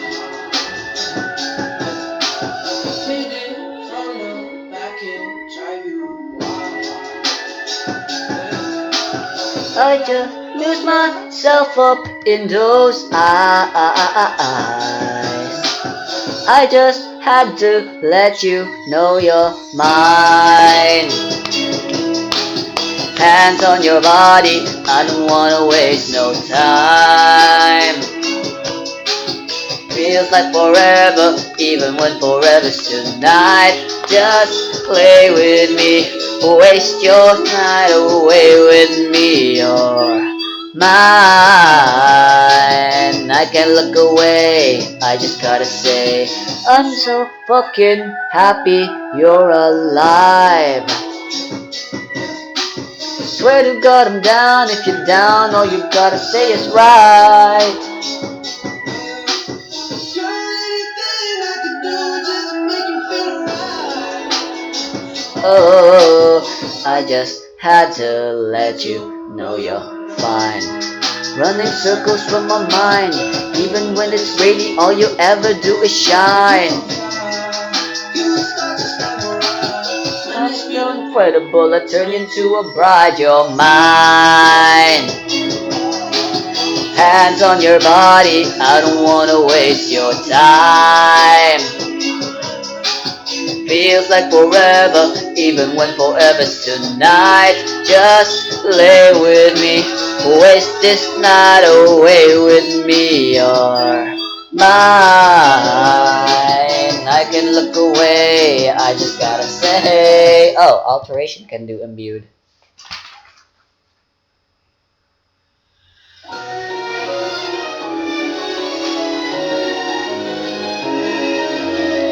Na na na na na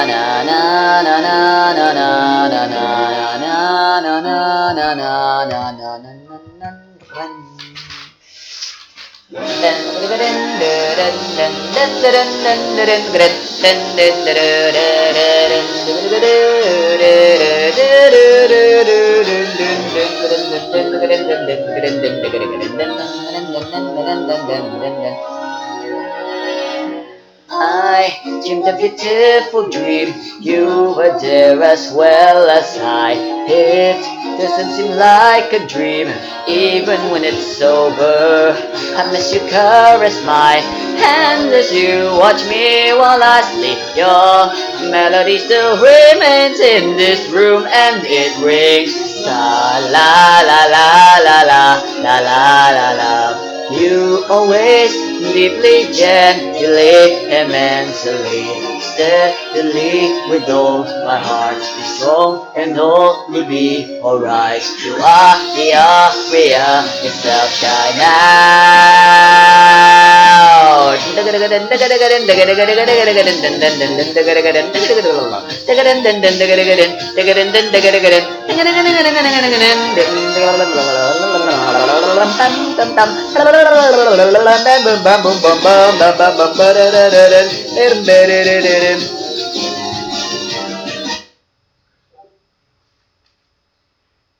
Shit, it's low bat.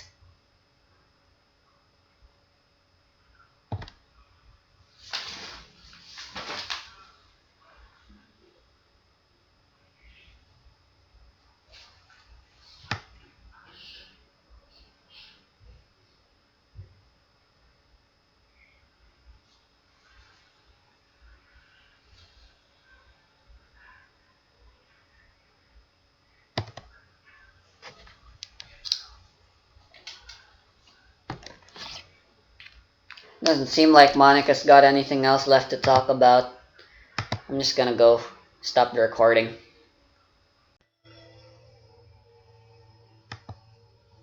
This lighting is terrible.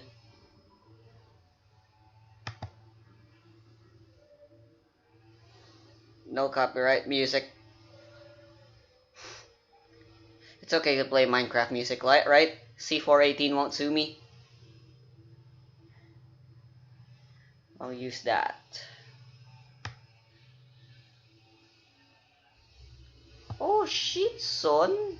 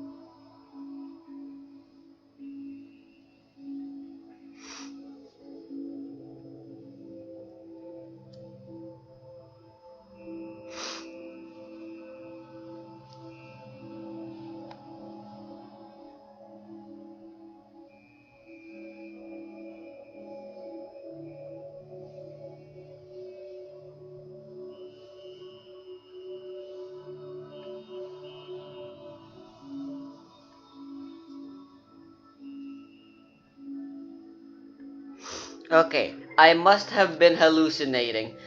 Cut this part out. This part doesn't fucking matter. I might as well click on it, right?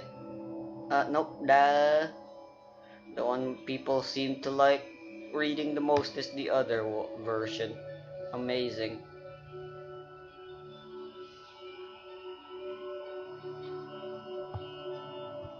I wanna see the comments.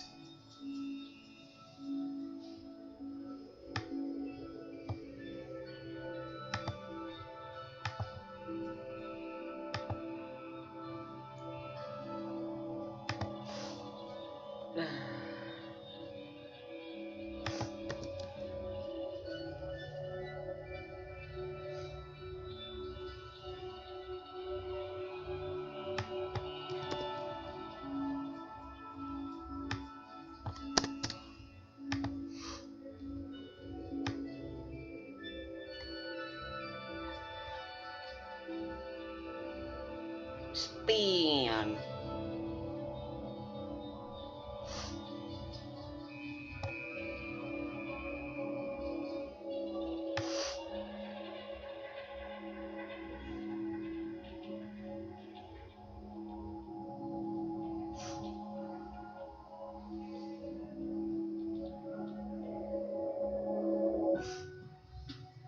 Okay, they're all disgusting. Except for the one that just says K. K is best girl. I don't know. I don't really have a preference yet. Ugh. In the JoJo Lion cast. Anyway, I guess we're skipping that part. Editing remix. I don't know why I decided to start recording there. But I did. Anyway, hello. My face cam's on. Is this a good? Yeah, I'm just using my laptop's camera for this one, so I don't have to do any editing. I thought, this type of video seems good for showing my face cam, is fitting. But I figured I didn't want to do a lot of work, so I'm just doing this instead. So if you can read descriptions or titles or basic English notification, you know what we're doing this video. While we listen to Minecraft music, I'm gonna go look through my cringy ass fucking old notes. People do it. I had like an idea to do this like a long time ago. I just suddenly remembered about it yesterday, and for some reason yesterday things happened, and I thought this would be a good idea. But then, when it came to, I'm like, why did I think this was a good idea again? I don't fucking know. I'm sure. Maybe I'm just being fucking crazy. But usually things you think are a good idea aren't really all that good when you think about them. But I swear I had a good reason for doing this. But whatever. I'm doing it anyway. So, I'm not really that experienced, or I haven't really been GMing for that long. I've never been a player in my entire life. But I have been doing a lot. My first ever games of Open Legend. Open Legend's sort of the only game I play. But before I didn't really take notes. But once upon a time I started taking notes, and here we are. So let's take a look at the earliest possible. Because the earliest game I made, I did take notes, but I didn't keep them. I deleted them somewhere. They were just not here anymore. Basically, I don't even know where I used to keep them. All I know is that wherever they were, they're not there anymore. So we have the next best thing. So after that campaign, which was called Team Heroes, because we had like a when me and my only other player, journaled. We used to play pretend a lot, and we pretended to be superheroes, and we called that Team Heroes. Although it used to be called Superhero Saviors, which is a title that makes no sense, and the title's already taken. Because the acronym is SHS, and then there's already a cartoon series also with SHS, Superhero Squad. A name that's also cringy, but at least makes sense. You know? And then I changed the name to Superhero Team, SHT, which is an even worse acronym because added one more letter in there, and it literally spells shit as the acronym. So it became Team Heroes. No one has no one has done the name yet except for Sonic the Hedgehog with their Team Heroes, Team Evil side type campaign in that one game, but that doesn't matter. No one cares about shit like that. Anyway, so after that we kinda stopped playing. We got bored. We never really finished the campaign. We literally just got bored, but after a few years we decided, let's play this again. And yeah, thus I made JoJo Miracle Milk. You might know it.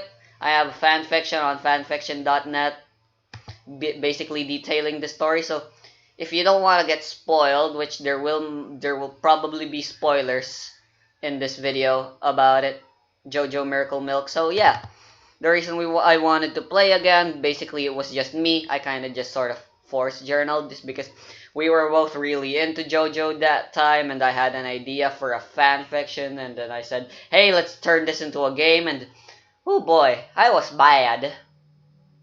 I was one of those DMs, they railroad, they put their fetish in the shit, and I sort of just shoehorn.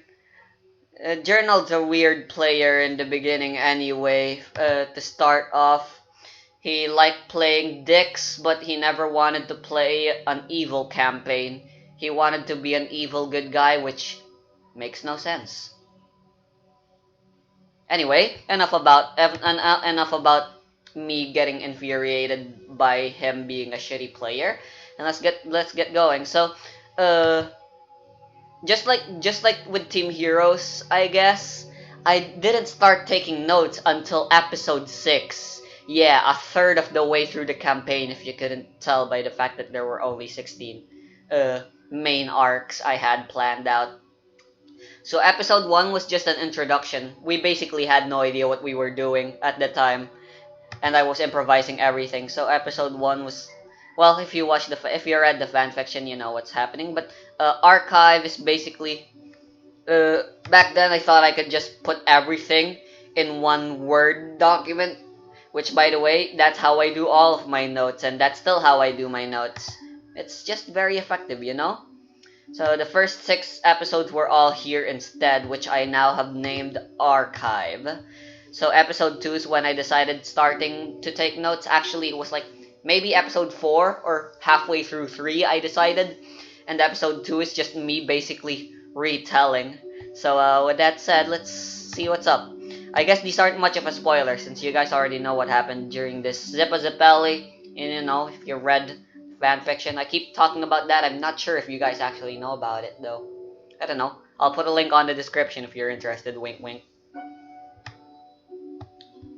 Alright, after fighting with oh my god, I forgot. Yeah, Jotaro was in here. He fucking showed up, and he's the one that gave Journal, the main character that Journal was playing. He was named Joker because Persona 5. I didn't know Persona yet at the time of me making this, so I was really confused.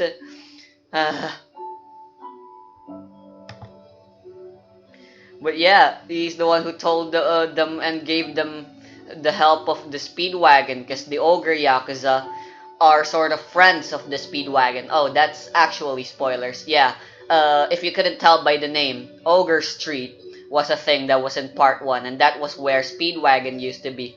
When Speedwagon left to aid Jonathan, his old members didn't like him turning into a good guy, so they left and they went to Japan, and then they became a Yakuza, and now they're called the Ogre Yakuza. But sooner or later, the Speedwagon Foundation found the Ogre Yakuza, and then now they're good friends, I guess, because, stuff. I'll get into it later. I actually still have no idea how or why, but yeah, you'll figure it out soon when I figure it out as well. There'll be a chapter all about it, probably. Anyway, relation you with one another, apparently with Speedwagon. Anyway, I'm expecting cringe, which is always a good thing. You should never be ashamed of cringing at your past self, because that's a sign, that you've improved. If you look at your old notes and think, yeah, I'm the best and I've always been the best, then that means you're stagnating. And that's not good. Anyway, give Journal time to roleplay, figuring out. They didn't. Journal didn't care. He wasn't interested in role playing. I mean, we were all noobs at the time. He's still quite uncomfortable with role playing and all that stuff. Honestly, he's actually opened up though, and we're all just real fun. Oh man, written out say out loud text. I hate say out loud text. Once we look at my more recent notes, you'll notice I start using these less and less. You see them in modules, but I don't really like them. If you're making notes, don't ever make say out loud texts. They're bad. If you can memorize them, then good for you. Me personally, I don't like say out loud texts. If you can't memorize them, then that means you're gonna have to look at your notes and everyone will know that you're reading a text out loud, and that's just bad in my opinion. Otherwise, you can memorize it, but that's too much work. I wanna be lazy. Anyway, might as well read it out loud. It's a narration. It's a bright and hot summer morning on S City. Yeah, it should be M City since we're in fucking Manila. You arrive at the hospital, claim to be ready to send Jojo back to the orphanage. The doctors appear dumbfounded, and only even more so when you use Chronos to rewind Jojo's wounds back to normal. Yep, Joker, J Ogre, Jomi Lijo. The two main characters are both named. And by the way, Jomi Lijo is a DMPC. Yep, I told you I was bad. She didn't really do much of anything, honestly. She was always there. I basically only used her to proceed the plot forward when Journal wasn't willing to proceed the plot. So as such, Jomi ended up getting into a lot of trouble, and Journal, as well as his character Joker, didn't like that. So, you know, never the best relationship, those two, but uh, they were portrayed as being good friends by both me and Journal anyway. uh, I'm dragging on this part for too long. You know what? Let's skip Zappel. Stupid anyway. So yeah, I really, this been sort of an obsession of mine for the longest time now. I wanted my fights to be the same as JoJo. I wanted to JoJoify. I wanted there to be a lot of psychological warfare and all that jazz. And honestly, I think I've sort of perfected my own way of handling combat. Maybe I'll make a story video about it sometime soon and post people how I do my combat, because my combat is sort of a combination of all the three pillars.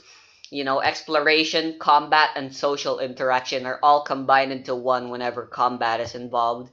They're never just punch each other until someone wins. They're always like, haha, you did this, I knew you would do that, so I did this. Haha, but I knew you would do that, so I did this. Ha, but I knew that you knew that I knew, so I did this. Ha, but I knew that you knew that I knew, so that you knew, so I did this. And yeah.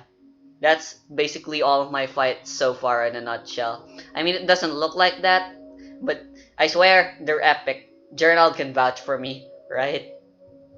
Anyway, the next fight happened way differently.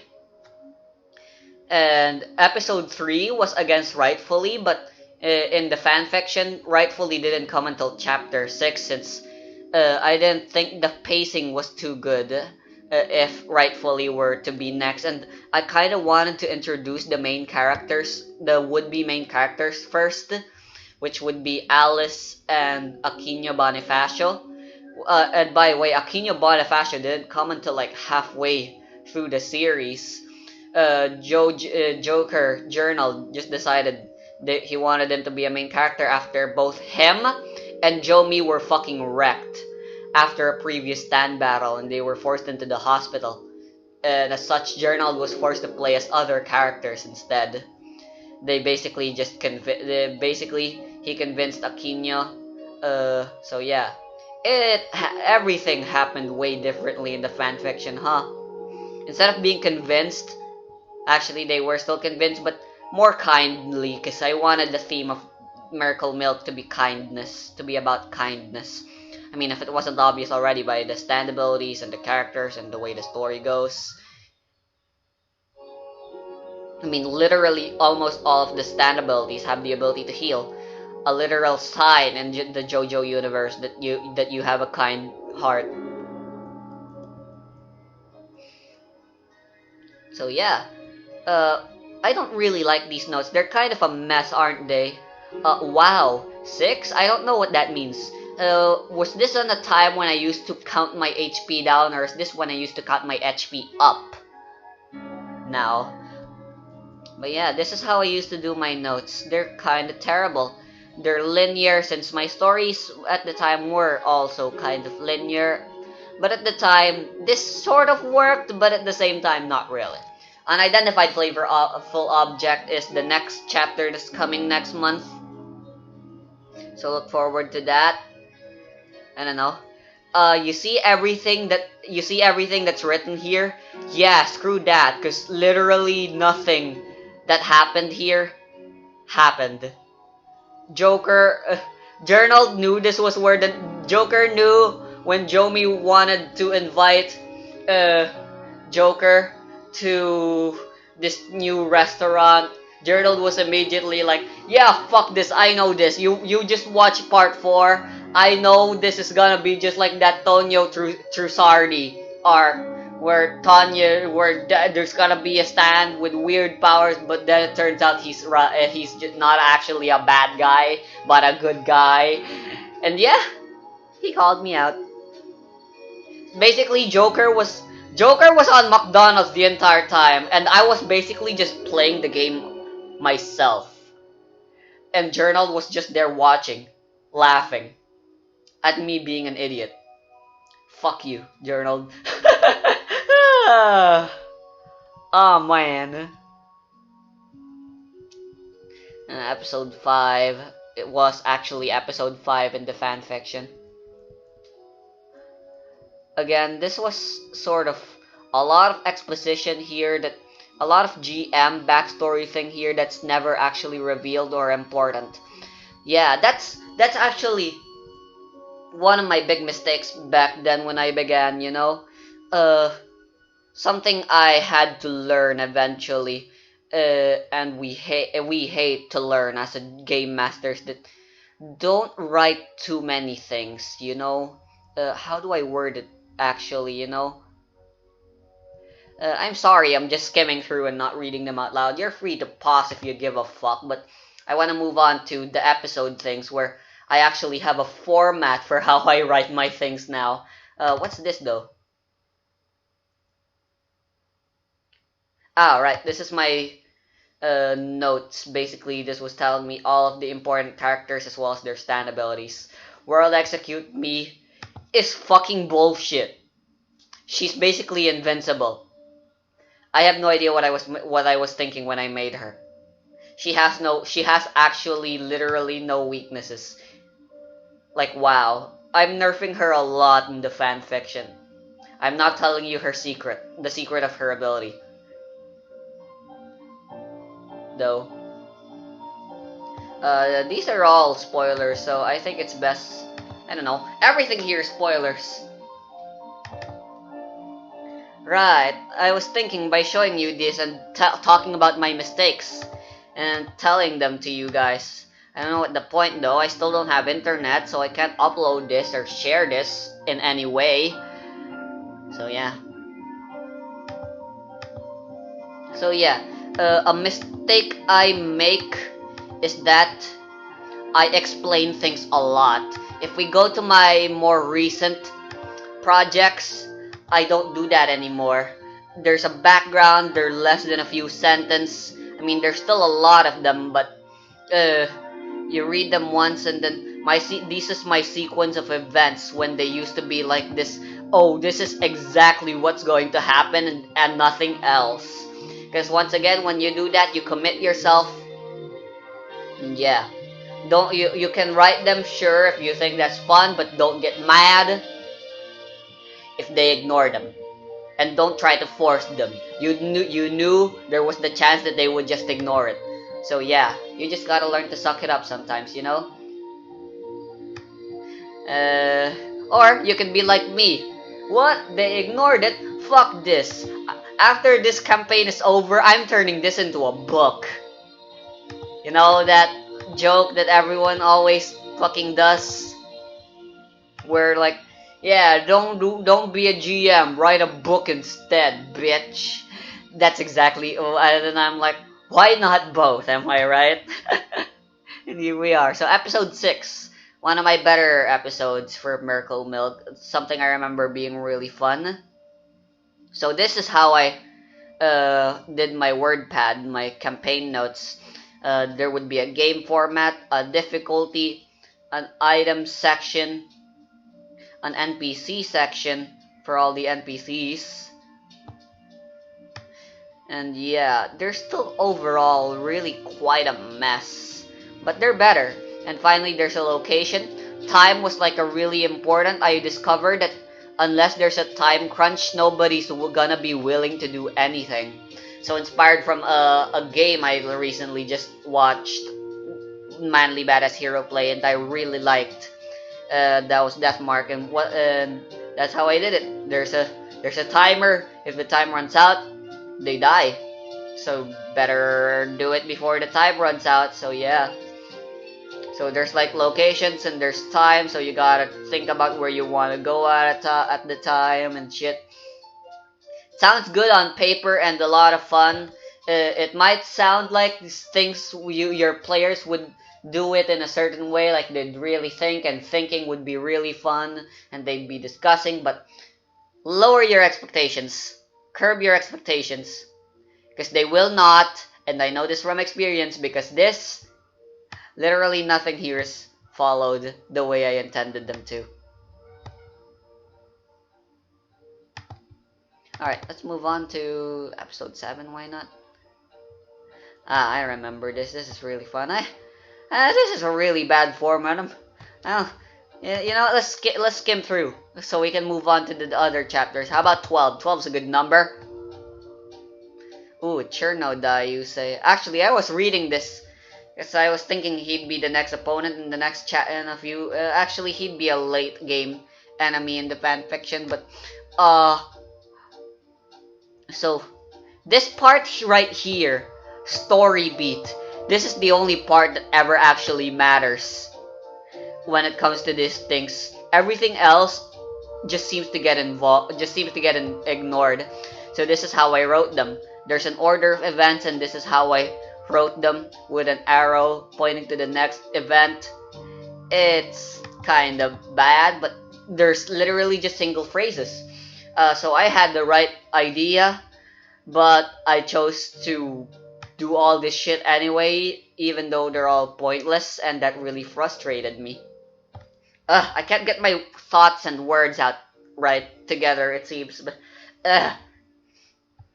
whatever.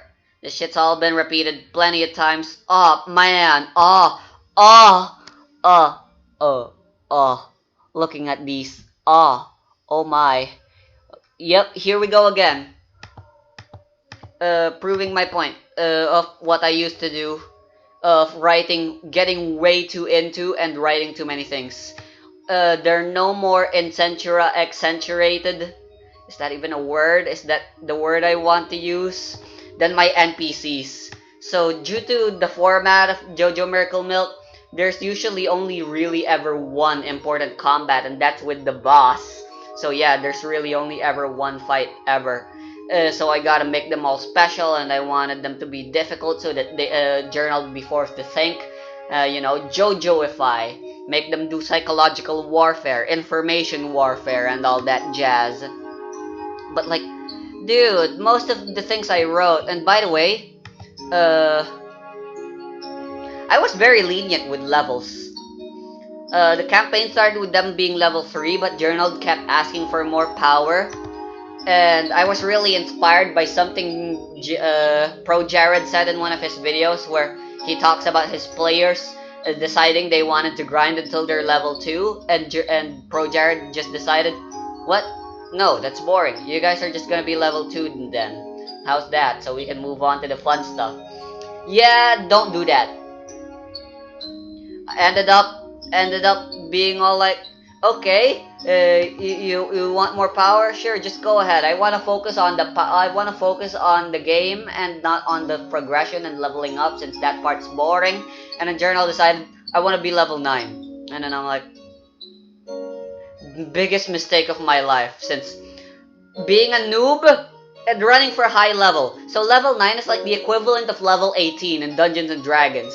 Yeah, that was a lot of fun to GM. I couldn't deal with the superpowers at all. So as a result, all my fucking bosses, all my fucking enemies are also overpowered needlessly, and all their powers are pointless anyway. Look at Chirno Dayuse. You know what his power is? Fucking overpowered as fuck. He has the ability to manipulate the base elements.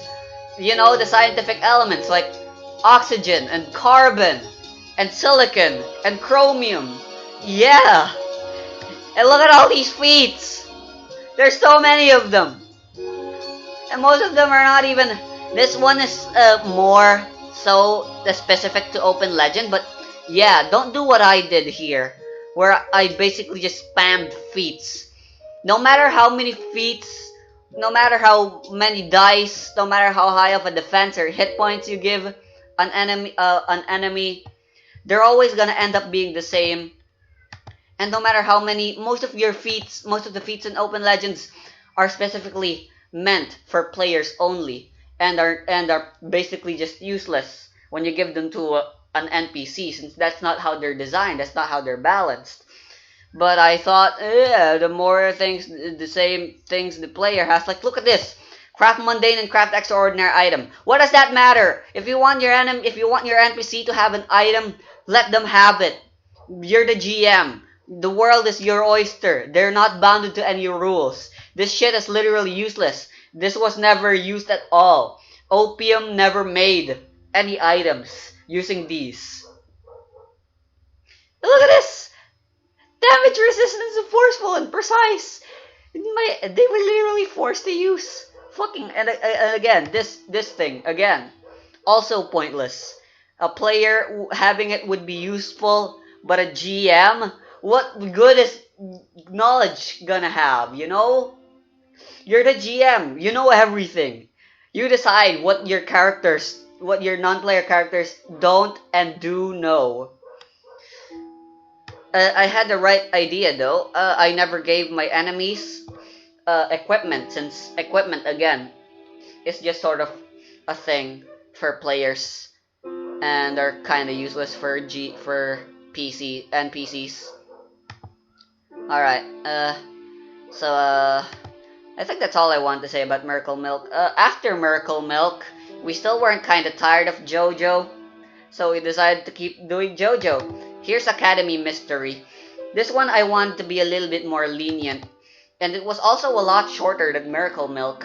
At this point, we were actually starting to get pretty tired.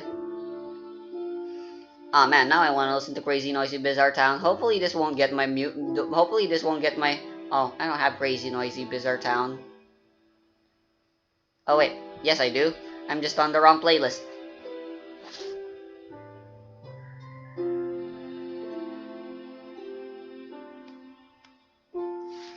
He'll play after Clark. So yeah, JoJo's Bizarre Adventure Academy Mystery. Something probably a lot of people always wanted. I mean, it's the anime community, you know. A school-based part, where the part is mostly focused around school life, like most slice of life anime.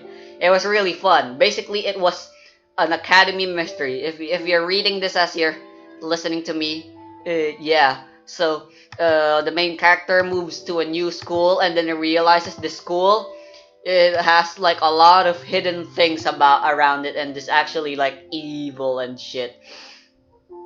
And the stands I made here, I actually really like them. Some of these chapters, like Four of Hearts, they're incomplete. I don't know who Four of Hearts is. I don't know what his stand ability is. I don't have any clue or proof, but I'm not even sure if this episode ever happened. But yeah.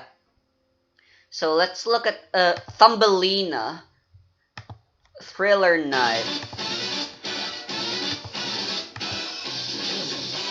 Uh, one of my... Oh, here he is. No. Where is he? It's gotta be here somewhere. Because one of the main characters, again, another DMPC, but an ally that basically Journal had full control over. Since it's just a one-player campaign, something I've that's been a tradition with us, with me and our campaigns, that Journal is allowed to play as multiple characters at once. Konomachi otoko ka. Dang it, I can't find it, but she's one of my favorite stand users that I've ever made, and I want to use her someday again, because I like her a lot. Maybe image stuffs? These are done. Yeah, right here, right here, right here. Juliet Romeo. Yes. She's the stand user I'm talking about. I like her. So her stand is called... And it's basically a colony stand with sentience, just like 6 bullets. I like 6 bullets, or you know, Sex Pistols. But I like calling it 6 bullets. Because I watched the dub. Colony stands like them, they're the best. I really liked it because as we're about to move on, because JoJo Academy, they had good stand abilities, but yeah, I could talk about them like Thumbelina with her ability. She's a yandere with the ability to shrink people, and that was super cool. Basically, Juliet was shrunk, and she had to tell Journal, or the main JoJo at the time, that Thumbelina's a fucking crazy ass bitch and a bad guy. She's part of the bad evil team and must be stopped. Yeah. So here she is. But where's the one with her id? Her stand. Here's John. John, he's the main character.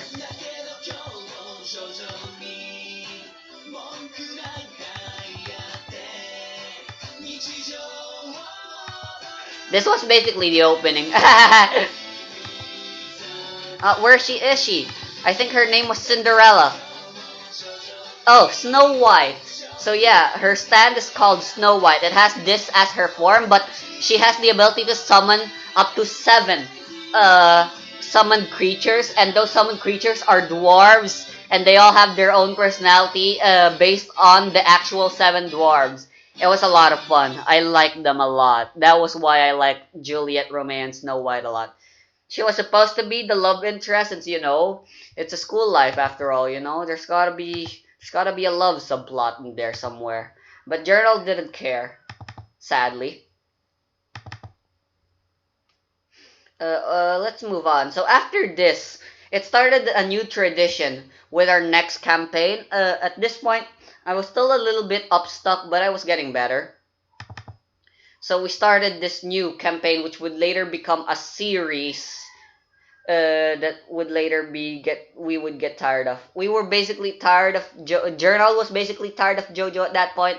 I wasn't, and I wanted to keep trying.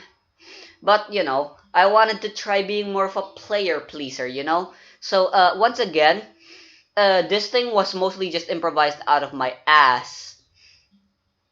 Oh man, I have so many things I want to say. I don't know where to start. So this was when Journal started his uh basically all of his players at this point would become, all of them would have the same name, Genghis Chrysler, which apparently is Jesus Christ in another in another title. So Devoid of Heroes is season 1 of this ongoing seasonal like series of campaigns. The first campaign was called Devoid of Heroes, but it wasn't always called that. And the main series itself would be called The Misadventures of Genghis Chrysler. Can you tell how the title was inspired off of? Anyway, so this was basically in My Hero Academia universe. Everyone had quirks instead. I haven't watched the anime yet. I just read wikis, but it was enough to get us started, and we were happy. So the first campaign was just everything was just improvised. I came up with a super villain, named him Professor Evil, and the main character, Genghis Chrysler, was just a regular store clerk for a gas station, a store, and he didn't want to get to doing any business. But then Professor Evil was like, haha, I'm gonna get rid of store clerks. And then that was when Genghis decided he had enough. So after that, he was like, I wanted to get allies, but we basically had sort of a misunderstanding. I thought he wanted allies, but he actually wanted something else. So I made other two GM PCs that would later become that would be his allies. The first girl, my favorite, I named her Yue. She has a connection to Professor Evil, and that's why she wanted to join Genghis Chrysler.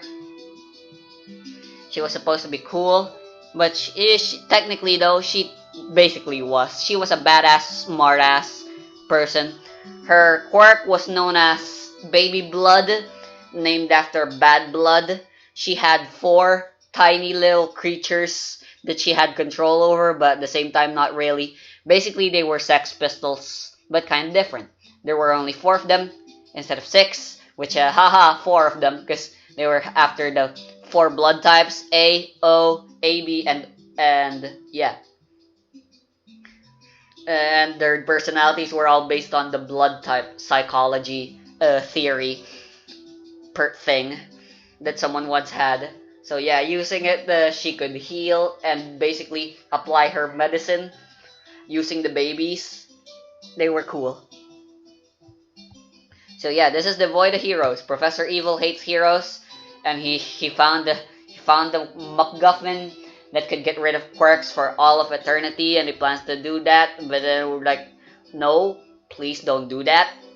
Oh, and the MacGuffin can also grant quirks, which gave Professor Evil a quirk, which was called the Avatar state, which gave him the ability to control water, earth, fire, and air.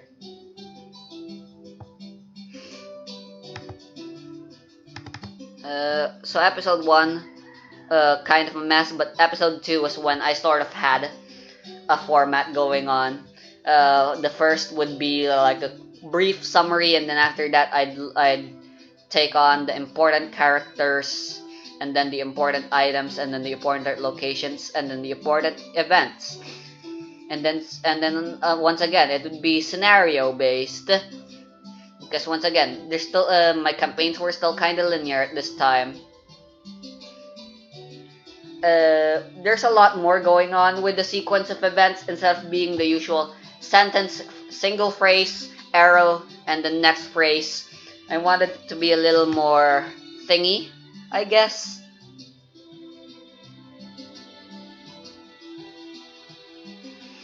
And once again, the players didn't go as planned. But, at this point, I was actually reading up how to be a better GM, and I was like, aha, give them the illusion that they have free will. So they didn't want to do an auction; they wanted to do a beauty pageant instead. So I just rethemed the auction as a pageant.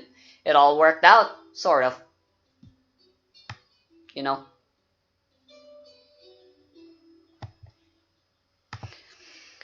Episode 3.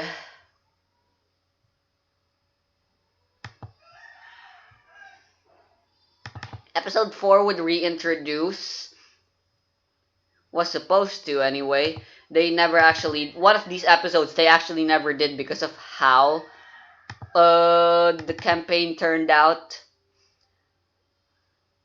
Oh my god, I forgot. The final battle happened in the moon. Did that actually happen? Gosh, I don't remember this story anymore. I think they all worked together, and then Professor Evil, because usual evil person pretending to be good and then betraying at the very end. Season 2 would reintroduce a character that was... So, Academy Mystery was never actually finished. It was planned to continue after they defeated the big bad wolves, which were basically the bad guys, the main villains of the campaign. But again, a misunderstanding. It would begin a series of me always constantly misunderstanding and misshaping and misinterpreting intentionally at times so that I could get what I want instead. Because again, I was quite the upstuck GM at the time. So yeah, this was supposed to continue on. I wanted to create a new set of villains when Journal wanted a set of allies instead. And thus, my favorite, and much to Journal's dismay, would also be his favorite? I don't actually know. He hates them a lot, but I think that means he likes them. In a good, he hates them in the way that he likes them, like any good villains. So they'd find a genie that has no powers but promises to give them a wish if they help. So Journal did. So and thus they would meet up with enemies they were supposed to fight back in season 1, but now they're fighting them in season 2 as the main villains after season 1 instead. So basically they were retired, but they were forced back to get back to work after finding this wish granting shit, and they're like, yeah, I want a wish. So yeah, the Tiger Mafia. It's a reference. But the Tiger Mafia has these guys, the Deadly Six, the best villains ever, I guess.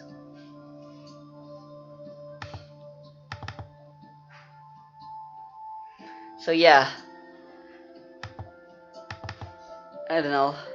Fuck, my head's a mess. I'm getting really confused. Uh,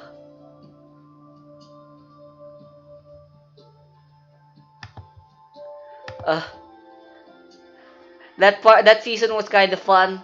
I was opening up a little more. Season 3 is when I opened up the most, really.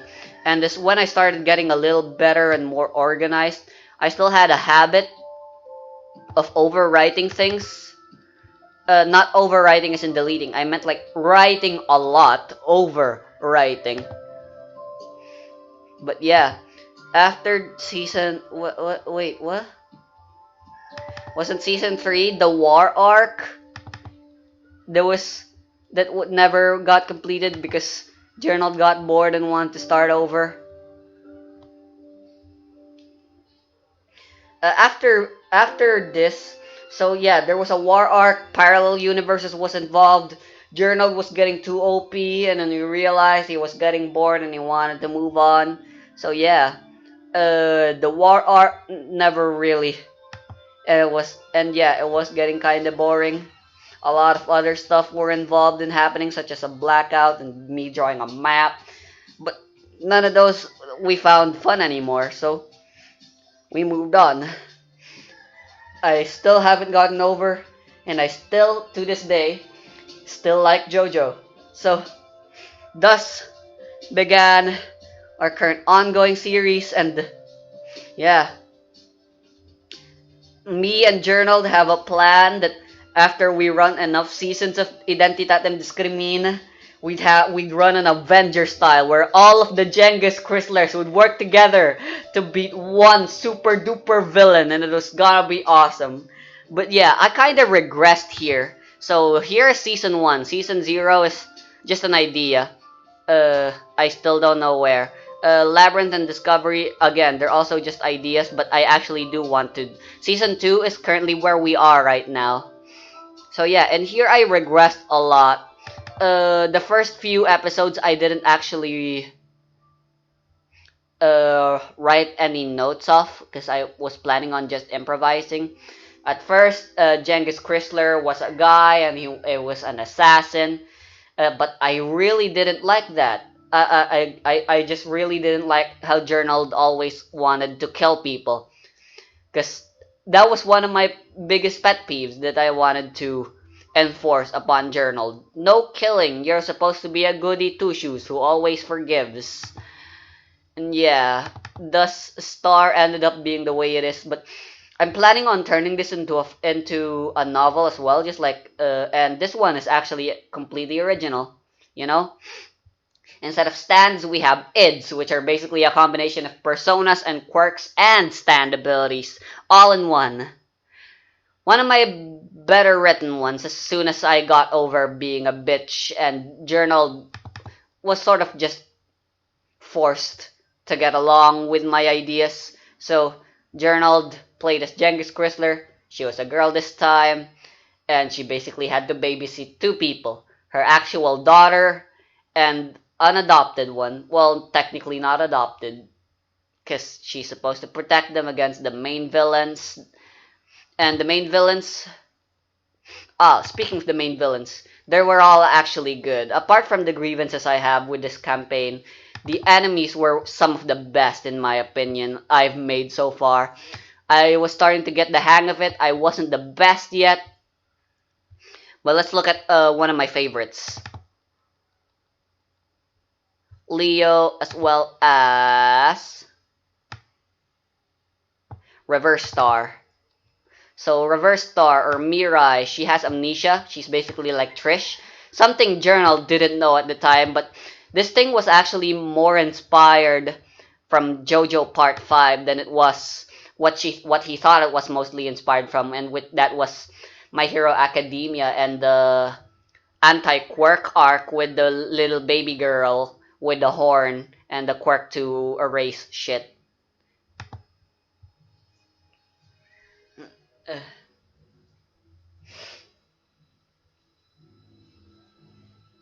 so yeah, it became their hero mission. Yeah, they were instead heroes.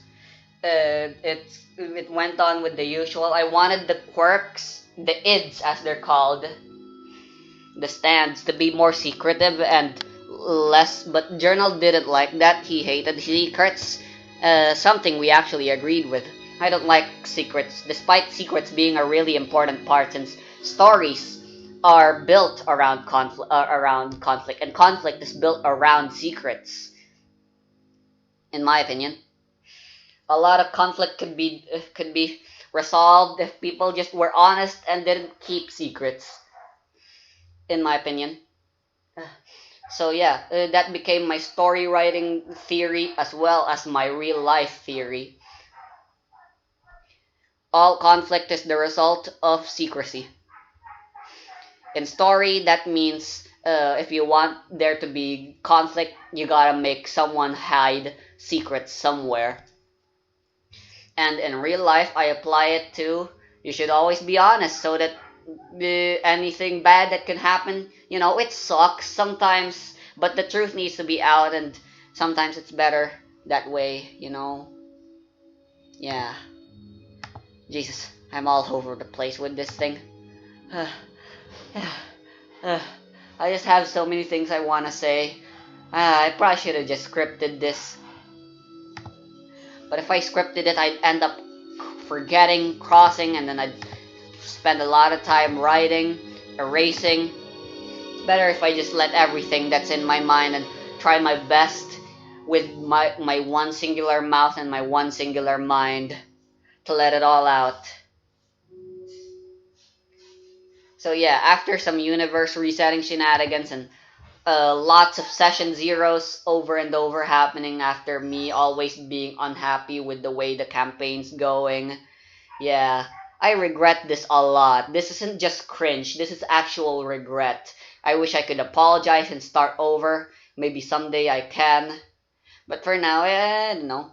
Maybe I'll apologize to Journal once the session begins after this. Because we're supposed to run a session. Friday, Saturday, Sunday. It's Saturday. Eh? You can take a shower. Yeah, you can let him take a shower. Speaking of, how's my audio? I've been speaking really loud all this time.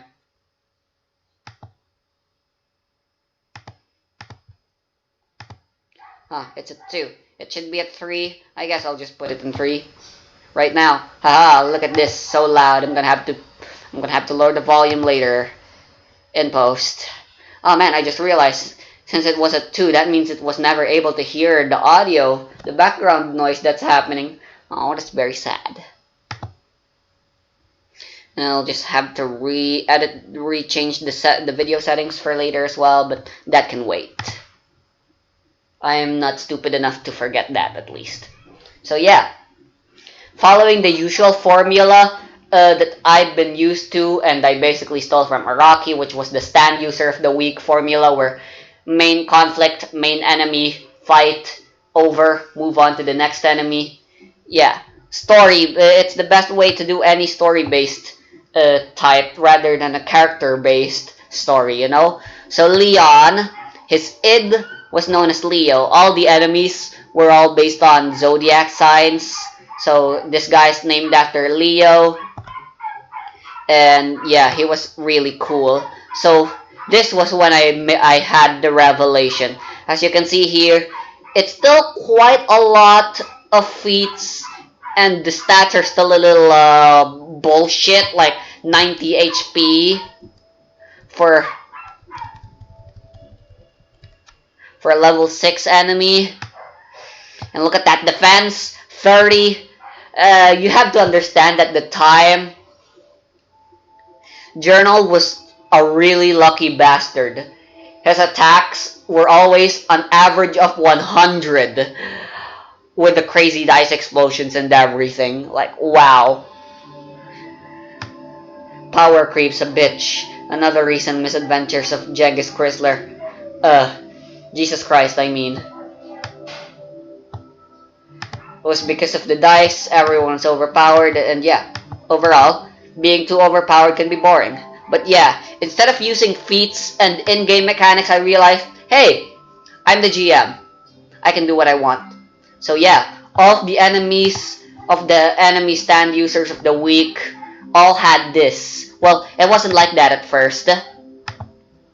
The first few episodes, the first few enemies were still the same until I realized Leo was the first enemy I tried doing this, and ever since, I've been doing it with everyone, and yeah, it resulted in a lot of really cool enemies, I think. I don't know, I'd like to think Journal and I had fun running them. I'd have to ask them. I'd have to ask him about it sooner or later. But yeah, his special weakness was that he was basically, if you couldn't tell by the stats, invincible. He had to find a way to abuse his weaknesses. The original plan was for him to abuse the many weaknesses Leo has, but he ended up just using the one weakness, which was that his back was exposed.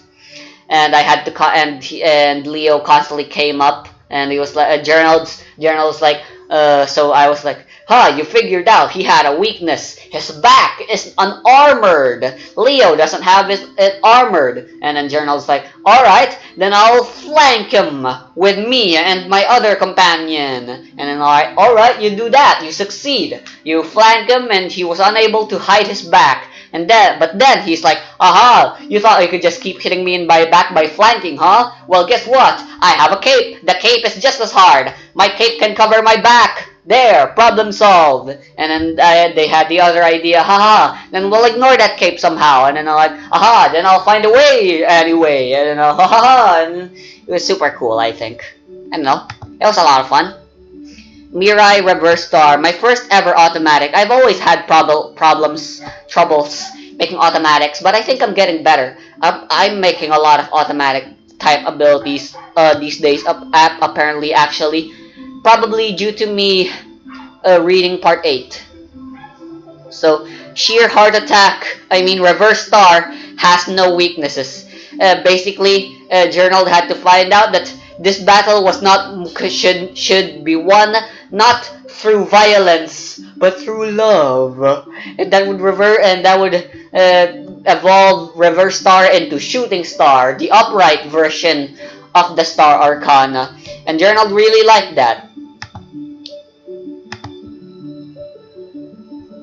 Let's see, what else? Oh, there's another one I like, Aquarius. That was super fun.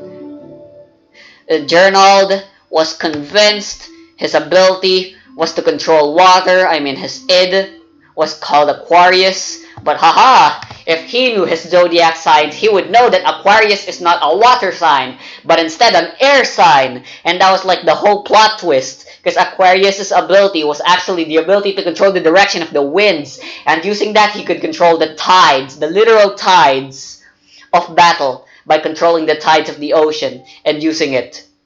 And yeah, super cool, super fun. Ocean battle.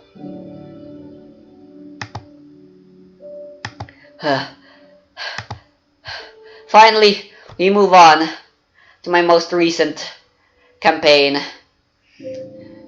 Somewhere along the line, I did this. It's empty because it was on a blackout. We felt like playing. We were inspired by Full Metal Alchemist. But ultimately, we decided, yeah, we're going back to Tower now.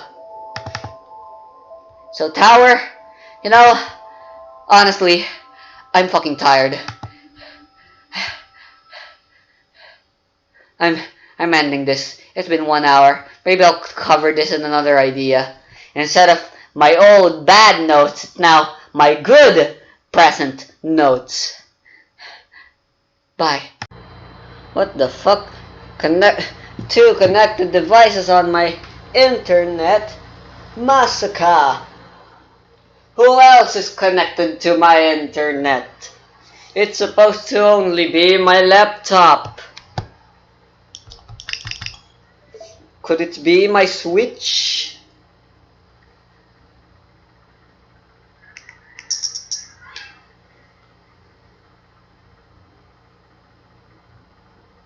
Who the fuck is real me?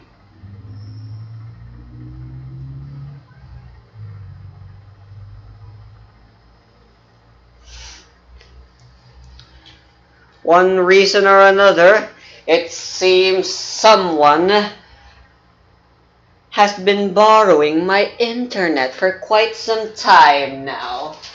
This calls for measures. But first I'm having the sniffles.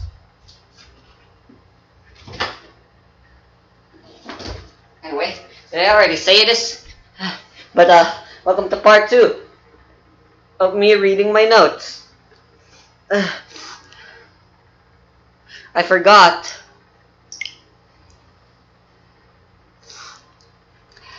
Last part, I didn't actually look at Identitatem Discrimin Season 1's notes. I only looked at the enemies, but I only skimmed through them. I mean, I sort of skimmed through everything, didn't I? But now I have a clearer mind. Let's try to do this again. But before that, I would like to reconfigure my settings for my online.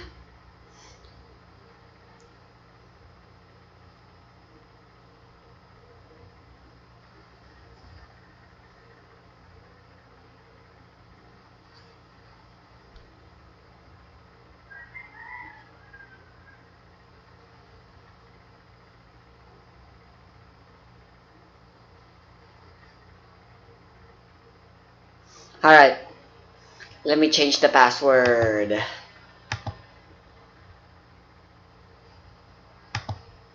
They'll never know a thing. Oh god, editing remix is gonna have to censor this.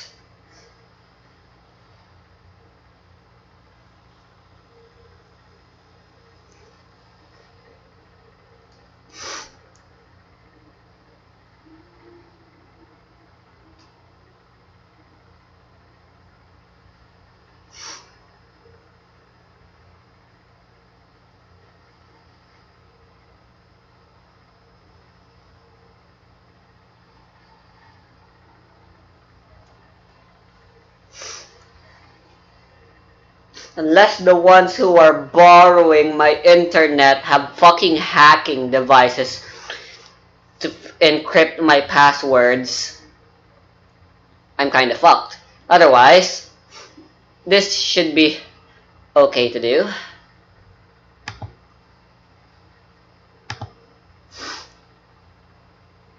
Alright, this one's stronger. My old password only had lowercase letters and numbers. This one has lowercase letters, uppercase letters, numbers, and signs.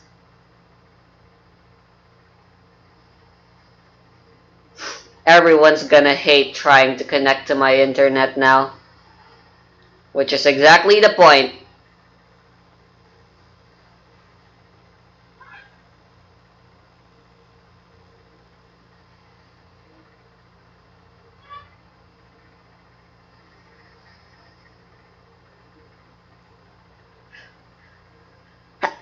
Ugh. Gosh, this sucks.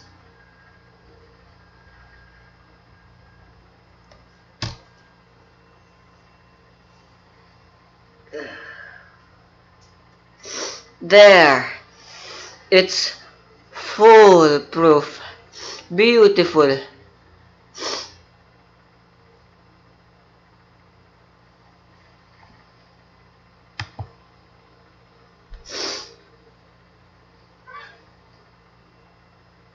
Alright.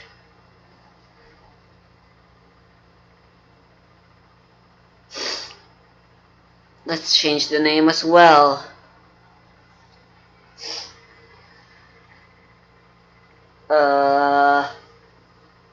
How about...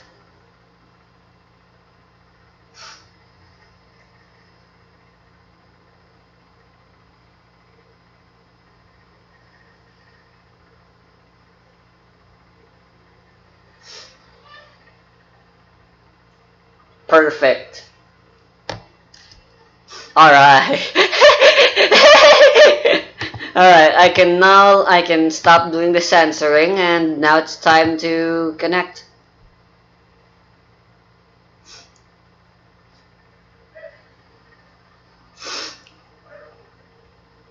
There it is.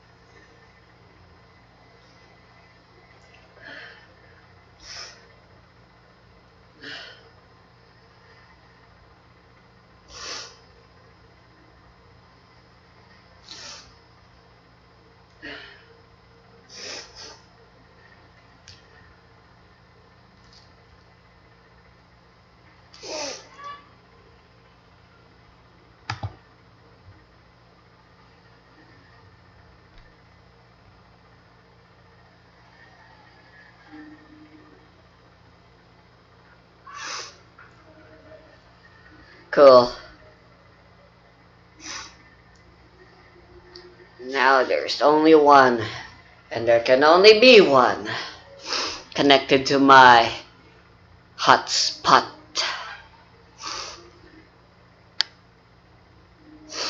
Oh man, I just realized this thing only allows up to 8 people at a time to connect. That's not enough to play Among Us. Alright, so I guess you see all these things that are open, including Bandicam. That is my setup, because this laptop itself is actually my GM screen. I'll talk about that last. Why not? For now, all right. Let's see these, because like I said, these are very well structured in my opinion. But my current setting, I believe, is so good, I made a template out of it. You can probably use it for your own campaigns, and you'll be set to go. One part of the campaign process involves tarot card. They're optional, but if you like, you can use them if you have tarot cards, that is. And yeah, if you're lazy and you want to randomly generate, or if you're fancy or very esoteric, what's the word for it? Believer. What is it with me and words? You can use the tarot spread I have. Maybe I should teach it sometime, but It's not important. It's not like I'm sharing it. Well, technically, by making this video, I am. But when I share it for reals, I'll show. Alright, so let's first look at this thing. Dynamic id fights. This was how I wanted to run my combat, because I thought this would perfectly fit in line, since most of my combats are actually one-on-one. Most of the time. Just like all the JoJo fights as well, they're one-on-one. Which most TTRPGs don't actually, support all that well. Uh, most tabletops are designed for mass group combat. Well, not mass combat, but group combat definitely. So here, excuse me, I'm sorry, I fell asleep, and I also just finished eating. Fighting is in the form of a skill challenge with occasional combat here and there as opportunity or setback events. A homebrew I'm using is called skill challenges, where you basically roll a bunch of times until you win enough times. And of course, in between, there are events, so that the things always fun and exciting. Episode will describe how the fight shall be played out. It shall be run according to these procedures. GM will describe a scenario. Fighters will roll initiative. The winner of the initiative gets to dictate the battle pace of the round. GM will describe what the winner gets to do, and then the loser will then describe what they're doing. This actually isn't all that different from how I'm running combat now. So, how I run combat is very inspired from this unfinished game system that's being made by Shadiversity called Cogent. And in Cogent, how they run combat is they have two phases. Hold on, maybe I can just open it. Which one is the latest that I'm supposed to use? There hasn't really been any much of a difference in the combat system. So there's two phases. First, there's the talky talk phase, and then there's the actiony action phase. Again, I forgot what they're called. Grr. Alright. Let's see here. Combat? No. Here we go. Combat fundamentals. When a character's life is on the line, every asset they possess is brought to bear in order to win. Thus, every attribute can be added to the combat roll.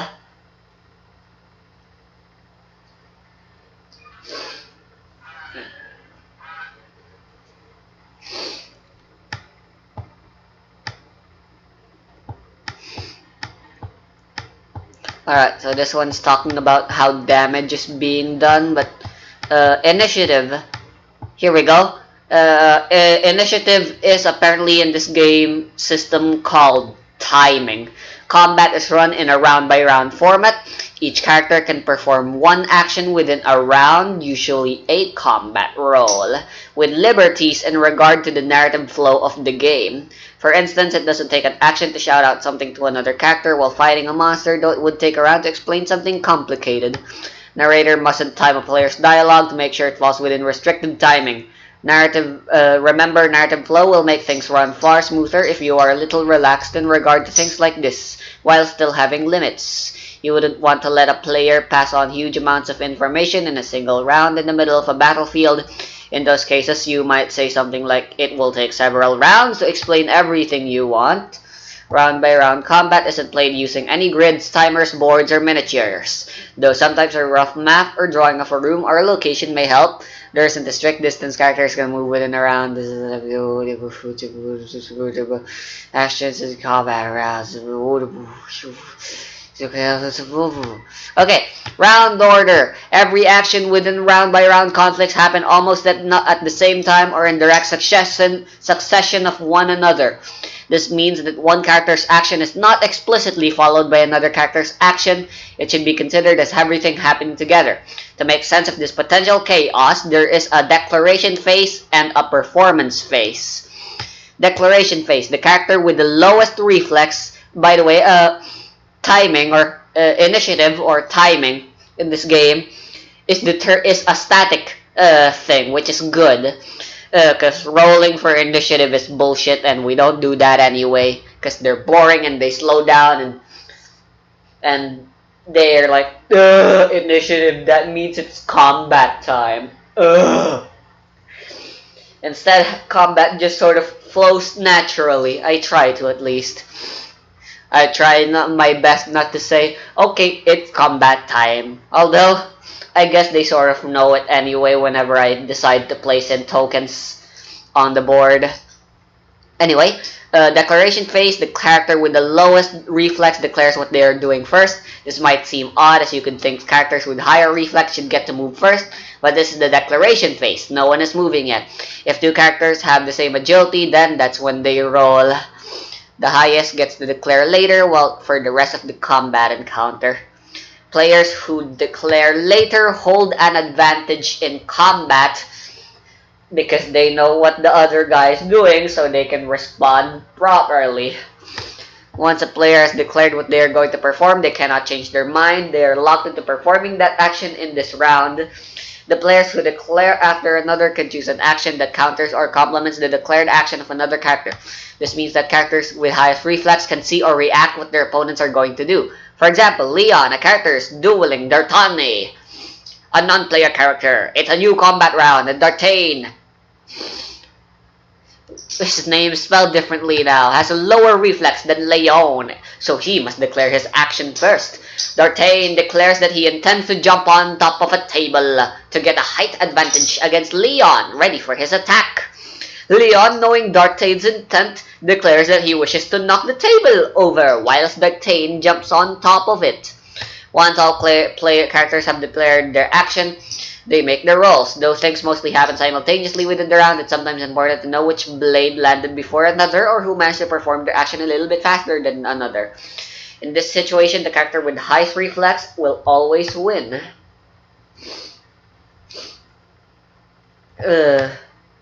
So yeah, when it comes to the performance phase is when people finally roll dice, and in this phase, things are actually done in the natural order we usually expect. You know, highest initiative to lowest initiative.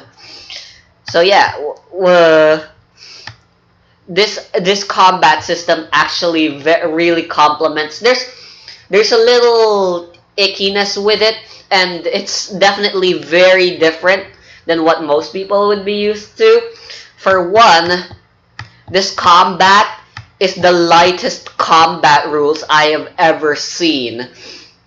So Open Legend has like major actions and minor actions.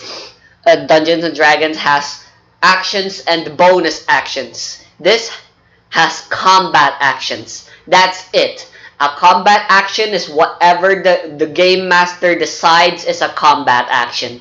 Or in Cogent, the GM is called the narrator. So, yeah. The initiative rules are a little too strict, though, in my opinion. Partly because of the declaration phase. Once you declare something, you may no longer change it. That means, there is no way someone can intentionally move later before another character so that they can synchronize their attacks and stuff like that if they want to use initiative. And there are also no rules for, and that also means there are no reaction type actions. Dungeons and Dragons have reactions, and Open Legend has something else. Well, they're still reactions, but they're basically the same thing. Actions you do when it is not your turn that you decide to do when it is your turn, so that you can take advantage of your initiative, but still move at a later time. But you get to dictate the flow of your pace and such. What was it called again?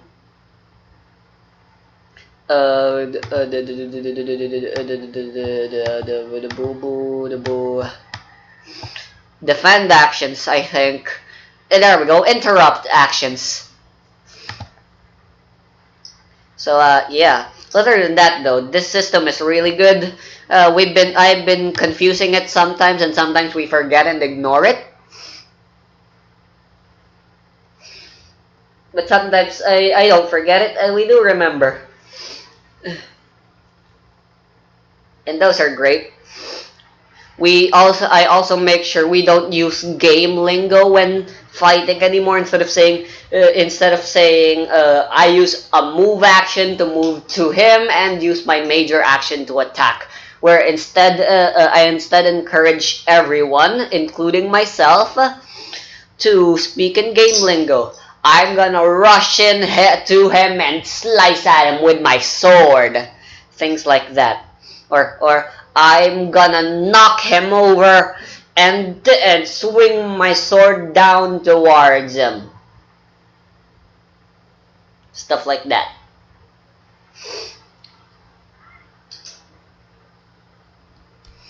So yeah, this is a little bit of the same than from what I had in mind, but the Cogent does a better job of it, and I've been using the way Cogent does it ever since.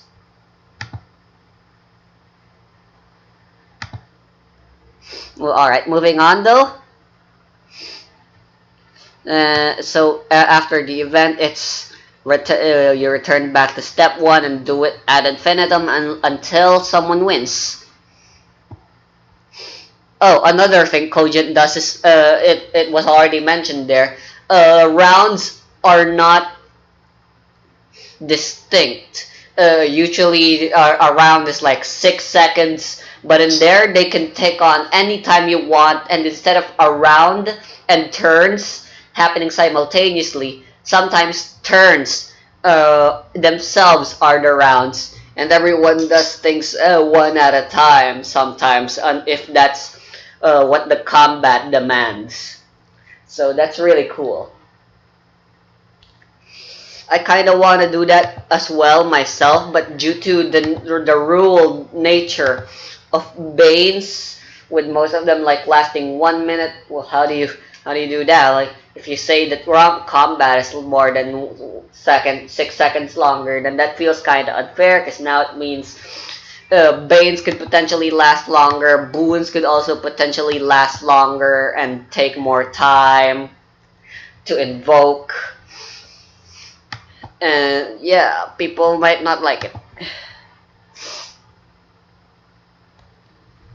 Anyways, so here's how I do them. So episodes, these are my campaign arc notes. Not they used to be per session notes, but I decided per arc notes are better, since you can never really tell how long or how short an arc can be, you know. You don't know how long the Leo arc will be. You don't know how long the big bad evil guy arc will be. You don't know how long the subplot side quest your characters decided to take on this super secret evil crime organization will take. It could take only 1 session, or it could end up becoming the main mission thanks to how the people handle them. I used to do session reports, but I don't do that anymore, really. I do record my things nowadays, so this thing is just sort of not useful anymore.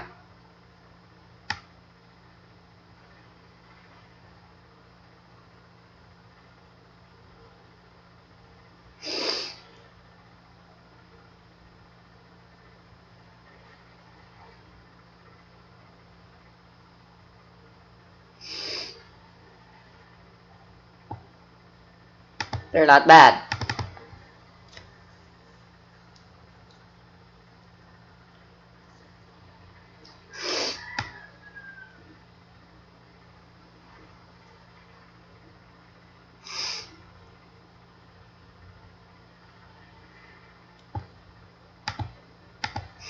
A lot less happens than you think, huh? Even though they're like 1 hour long. Alright, so let's start. Let's view the template, because that's usually good. So, episode number, and then the title for the episode. And then once again, here I remove pretty much, unlike with Misadventures of Genghis Chrysler, I practically just removed everything. There's only the bare minimum here. Well, there's a little extra sometimes, as you can see here. I decided to use read out loud text again, but in season 2 I no longer do that, and the things are even more compressed, and literally the absolute only bare minimum is actually written for the episodes. So next up, why don't we look at the other things? So all of these right here are all story based things, just there for me to you know, remember, because they're important and they help me role play and make sure the world stays as realistic as possible. That is the thing, though. People tell you to build only the bare necessities you need, but you gotta remember that there can also be something as too little. Things like this are also important. So we got there wasn't really that many organizations anyway. And in terms of lore, element interaction is actually more of a game rule than it is just a thing. They were my idea for attack types, because attack types were always kept vague in Open Legends, that I wanted to standardize them on my games so there'd be less confusion.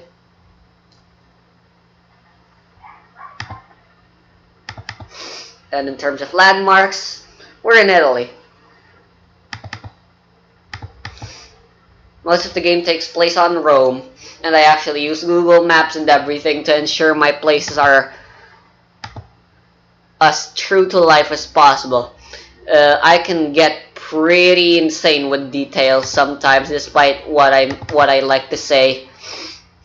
I don't do that much anymore, and I mostly just run on fictional settings as well. And if I do decide to use real-life locations, unless Journal wants to, this is our version of the real world.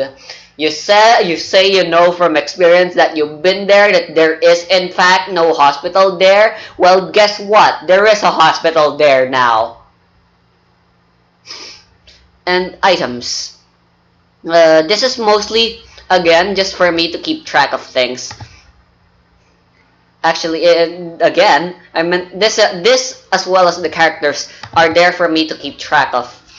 So the items here are all just me keeping track of items that Journal already has. You see, sometimes our items have like really complicated special effects. So instead of writing them in a character sheet and wasting lots of paper and ink, we just put them here. Like, for example, this fucking automatic handgun has a special rule for some reason about making a loud noise whenever it's used.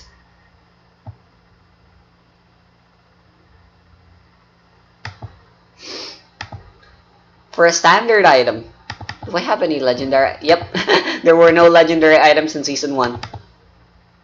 Alright, so players are the player characters, allies are any characters that are in still my control. They're still NPCs, but they're good. Enemies are, of course, the enemies, and others are others. So let's take a look. So here's Genghis Chrysler. This is the character Journal played for Season 1. And here's how I basically wrote down their stuff. So first, they're the mechanical stuff related. So Journal had 2 alternate forms when he decided he didn't like using influence anymore, but still wanted influence. I told him, why not get yourself an alternate form? So he did, and now he has this. I kept track of his items as well. I was back at the time, I was actually a little defensive, if that's the word. Is that the word for it? Like, I was always cautious if Journal was cheating or not, so I kept track of stats along with him. But I'm more trustful this time, and more forgiving of actual mistakes, since he does try to be as honest as possible. He just really doesn't like taking notes. Sometimes to his benefit, sometimes to his disbenefit. Like him forgetting he has fucking haste and bolster. Things that give him advantage and extra moves and extra defenses.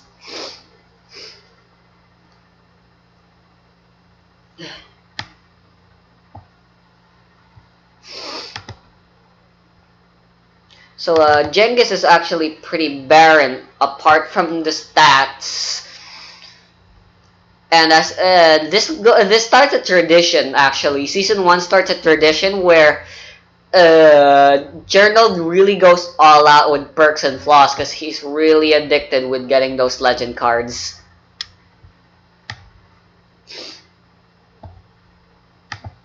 So let's move on to the other characters. Majora Chrysler is this time the my DMPC for this campaign. Journal had a habit of just giving them nicknames because for some reason he said it was hard pronouncing them. Which is fair. So Majora was called Rookie and Mirai was called Peasant after she finally became a playable character after they beat her reverse star bullshit. So this again still shows me once again going a little overboard. I think it helped me play Majora better, but at the same time, how many of this did actually help and contribute to me role playing Majora into the character that she is? Look at all this. She has a fucking character code that I never ended up making her get to say. And she has this multiple paragraphs of backstory that explains why her is the way it is because Majora's like a big reference to the song Sustain, where basically she likes things to stay the way they are forever, which is why her it is the way it is. It reflects her personality of wanting to protect the status quo by giving her an ability that literally allows you to sustain something, which is what Majora wants. She's an interesting character, yes, but how much of this actually mattered? Was she actually interesting? No, she was only interesting here in the sheet. When it came to me role playing her, I was socially awkward. I'm socially awkward. I get anxious. I forget shit. And if I wanted to play her properly, I'd have to constantly be looking here. So yeah, stop writing characters like this.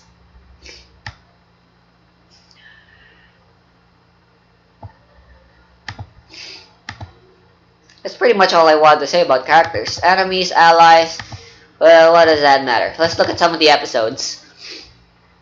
One thing I'd like to mention is that Season 1 actually ended abruptly in a total party kill. It was sort of partially my fault as well, since I already had Season 2 in mind and I was getting kinda tired of Season 1. So, when the opportunity presented itself and Gerald was being an idiot, I decided, yep, fuck this shit, I'm out. So, yeah. A little sad, but yeah. Season 2 is way better anyway. Like I said, it's my most recent campaign, and it's for the first time in forever, the time where I was a little still clingy at the start of my arc, but I'm being more open now. It is a sandbox type campaign. The first one I ran in a long while. Well, let's see here. How about episode 12 to 13? This is the Lion's Nest arc. Ooh, it's my favorite. The one I keep saying is my favorite. Leo. After defeating a powerful member of the Sicily Mafia, Genghis garnered the interest of their leader, member of the Zodiac Guardians, and invited them up for a feast. This is to negotiate over Mirai and to find the disc they are looking for in Sicily. Obviously, this is a trap. Majora and Mirai are trapped, and Genghis' hands are cut off, making her essentially idless. Ah, right. Her ids require her hands to use. That was a specific limitation Journal pointed out. And I was like, yep, sure. I like that. That's good. and then I used it here. She's given 30 minutes to make a decision. Majora and Mirai's life for help with the Sicily disc, or does thou dare attempt to challenge the mighty Leon? The answer should be obvious. To fight, of course! And it was pretty obvious. Yerno decided, fuck you, and fuck you! I'm fucking fighting you even without my aids! Fuck you! I found your weakness, it's in your back, bitch! It was amazing. The letter... the last session, something I like to do with arcs is to end them on cliffhangers. So yeah. And here I show a little bit of me trying to be more open-ended with my things, like in terms of the invitation. But it turned into this sort of like Telltale game style choice where the choice is fake. So if you do, you fight. If you don't accept the invitation, you fight in the party in the party that you're invited to. If you don't, then you fight, just this time not in the party. So there is a bit of a difference, you know. There's a very large difference between fighting in a small building with tables and party goers and fighting in a large ass city where most of the ground is actually where there's not a lot of ground and a lot of water and plenty of places to hide because it's a large place. So yeah, either way, by the end of it, they get trapped regardless, and they have to they're forced to fight Leo eventually and obtain the discs. Oh, and this arc leads right to Mirai unlocking her id at last. Reverse Star. At this point, I was actually already playing Persona and was getting really interested. So, yeah, this Identitat Indiscriminis, at least in the later half, was now inspired by all the three animes: Persona, JoJo, and My Hero Academia. Which, by the way, season 5 hype, I guess. I don't know.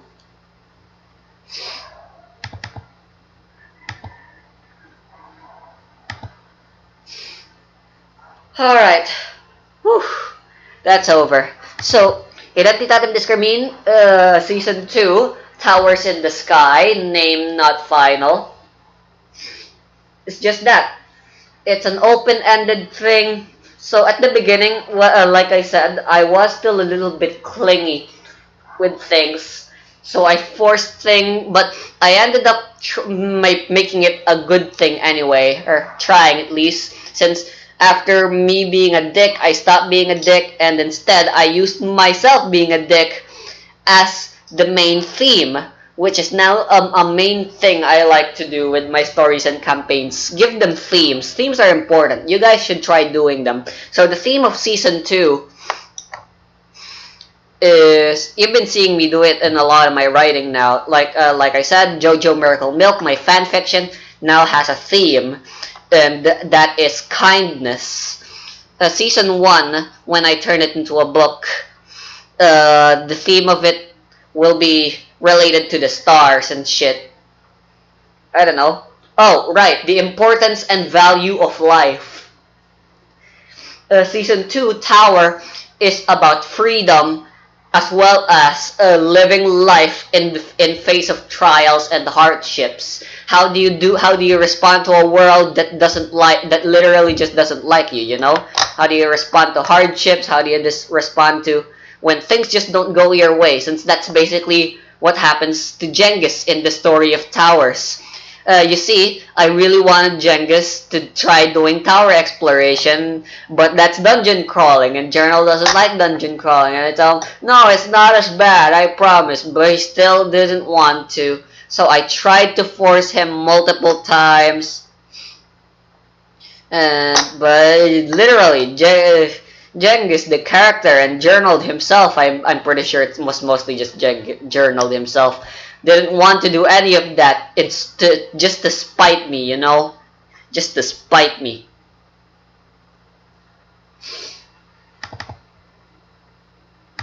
The first few sessions weren't actually all that, and this organization method I'm doing isn't actually how it used to be. There didn't used to be a main quest, side quest thingy. There didn't used to be organizations and shit. It was basically just the same as season 1 until it changed to be what it is. All common ed should be placed somewhere else. I don't know. Lore? And organizations really shouldn't belong. I'll put it in lore.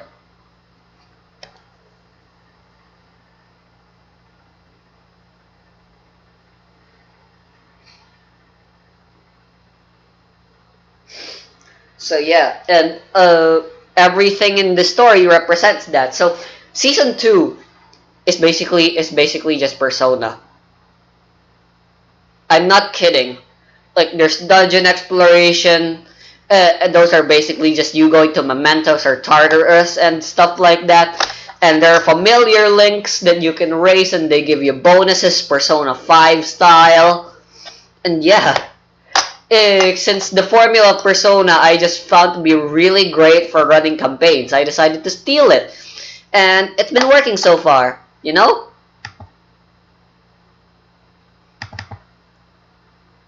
Yeah, my organizations is already in here for my template. So yeah, this thing's a little outdated still. Huh. So as you can see here, I don't actually have a lot of side quests. Journal rarely goes for side quests. He's really only ever interested in doing main story stuff and getting shit over with so we can move on to the next game, which is very weird since I thought he liked getting attached to his characters and stuff. So let's start with how I do my session notes now. Once again, they're still arc based rather than session based. Although this time arcs, instead of being called episodes or arcs or whatever you want to call them, are called missions. So up until the priestess arc, the game has actually been mostly linear due to me wanting to force throat journaled into doing this tower exploration switch, and then I had another idea instead. You know, I did that and then boo boo boo boo. It's very complicated. I don't know. Go watch the videos of me and Gerald playing. I'm pretty sure I'll upload them someday eventually. So I don't have to explain myself. So yeah, you can tell I was really confused by the fact that there's part 1 and part 2. The mission 1 magician, part 1, part 2 lovers. They didn't used to be named that way. I just decided to name that in that way so that they're all in format with the rest of the season.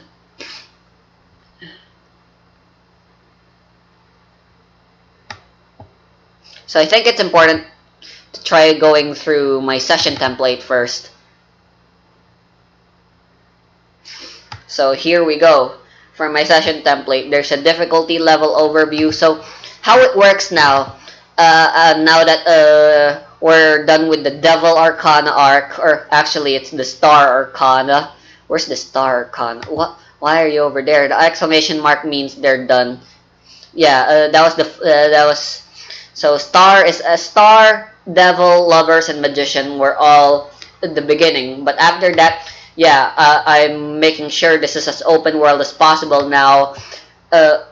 Basically, how it works now, now that they've finished the Star Arcana, is they're given free reign over which mission they want to do, Mega Man style. You know, you have like 8 bosses, or in this case, it's just 3, since 3 XP is all you need to level up in Open Legend. So I thought, why not? 3 missions is what your choices are every time. And once you complete those missions and finally get to the next level, you unlock the next available level of missions, which would be these 3 right here, and then it'll be these 3 right here. And as you can tell by the fact that my tarot cards are incomplete, this is still very much a long way to go.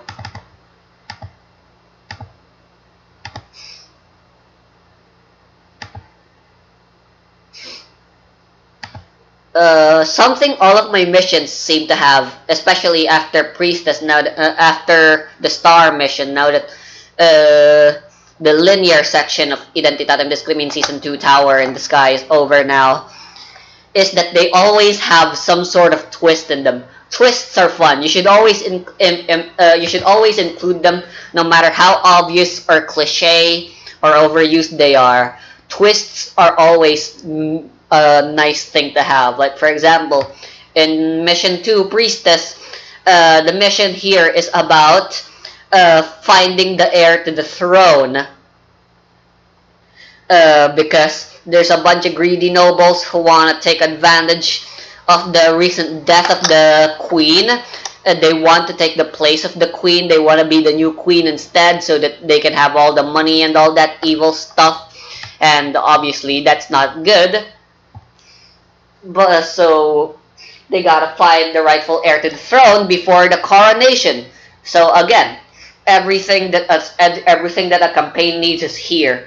There's a danger and there's a motivation and there's a time limit. Time limits are always important. You should always include them. Like for example, in here they have I think like 1 month to find and convince the new queen to take on the throne. Through their search, they find a mermaid who hides her name, who calls herself something else, which they then later realize, which is then later revealed in a twist that she's actually Nindyohime, the princess and the new heir to the throne. She ran away when she heard about the news about her mother, because she doesn't want to take on the responsibility and she wants to remain free. Which again, her character fits the theme of freedom and facing difficulty that Tower has. In the end, the character players are supposed to save her and make her realize that she will always be free and all that jazz, yada yada yada. Cards are there and there's a summary and shit. This part is actually the most useless part, but writing it, even though I know it's useless, helps me ensure nothing becomes too thingy. So take away that tarot, and this thing is actually just a few words long, but very short and to the point. Session reports, I don't do them anymore. I really should just erase them from my template, which I do have erased nowadays. So yeah, there's a sequence of events, and the sequence of events themselves are also vague. Like there's multiple ways for you to accept the priestess mission. Just like how all 3 missions aren't just all like Mega Man style, literally gamey game where it's like, okay, so you got 3 missions, which one do you want to do? No, it's like alright, so what do you want to do?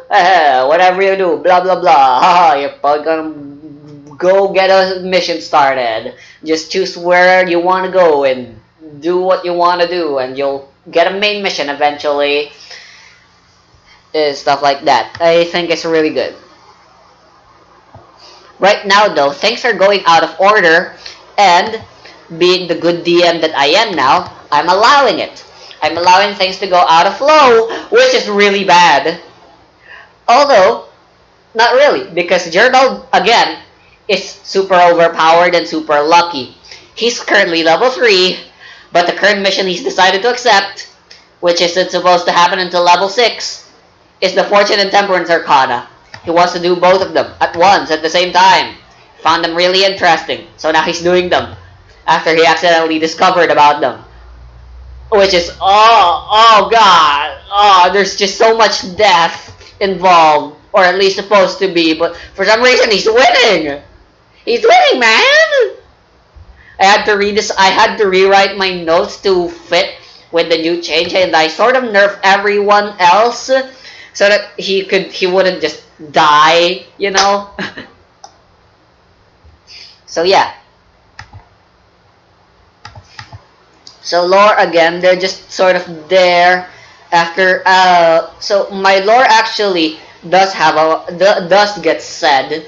They become important in the main missions, and they're actually expositioned by some characters to the players to give them knowledge about them. They literally don't do anything. Journals never gonna need that information anyway, but it's fun to talk about them. So yeah, that's basically their reason. Alright, so let's look at locations, an important part of Sandbox, you know? So their settlements, these are the villages, towns, and shit that the journal can stay in. It can also talk to the NPCs, get some social links up and running. And yeah, regions are for overworld traveling. When journal goes to the overworld to travel through one place or another, I use these. Like, let's use Maginia as an example. It's a very vague, instead of using a map and being all like, alright, so this is how far you guys will be able to proceed by the day. So if I estimate, if you guys take this route according to this map, you guys will run into some forests with zombies, and then you guys are gonna go climb some mountains, because you guys want to avoid the road and avoid bandits. Yeah, it'll take you guys like a week. No, instead it'll be like, okay, I think you guys will take like a week to get there, and I'm deciding you guys are gonna go run into some forest and mountains because I said so. No maps involved, literally. Just tell me where you want to go. Based on this, I'll know how long it'll take to get there, and then boom, run some random encounters, and bam. Super cool. Settlements.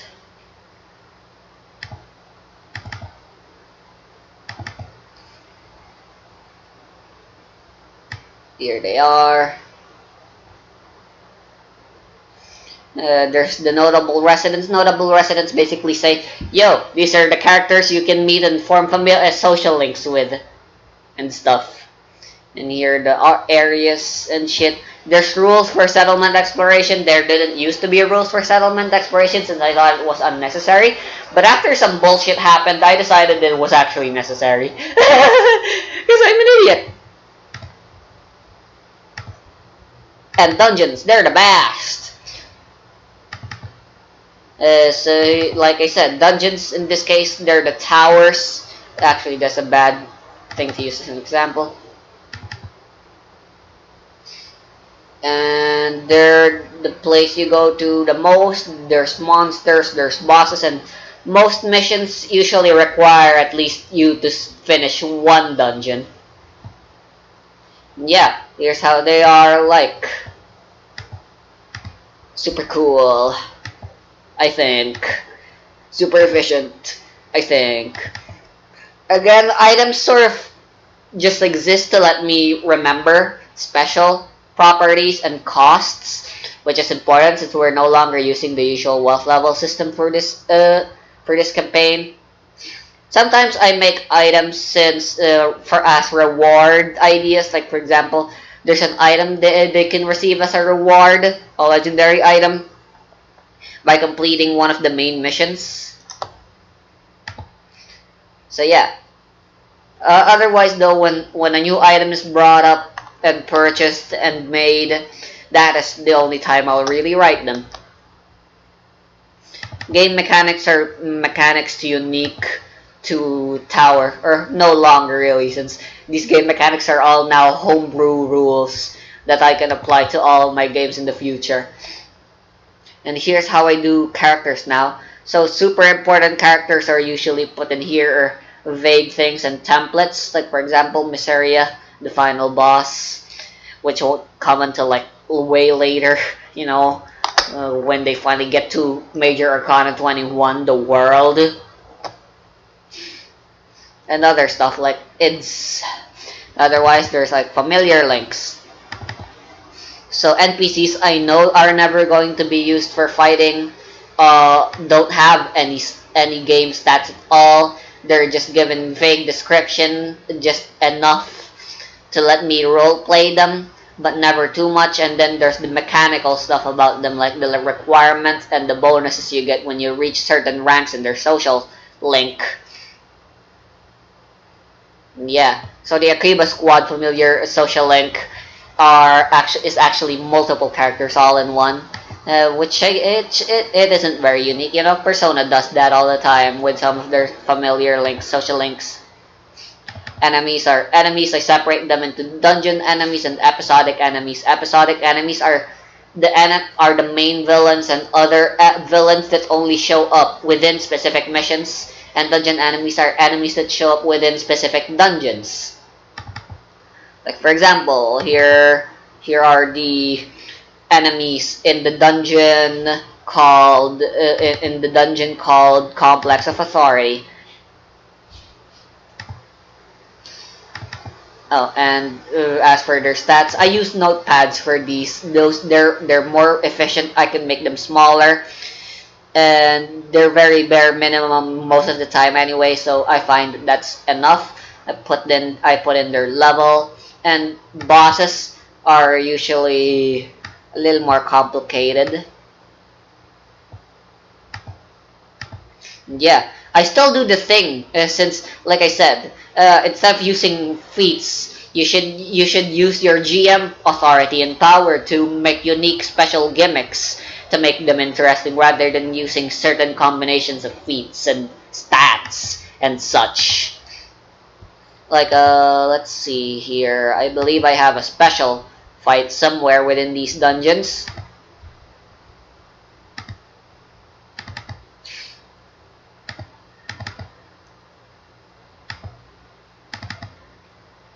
Here we go. In the Garden of Eden, the boss is called the Tree of Life.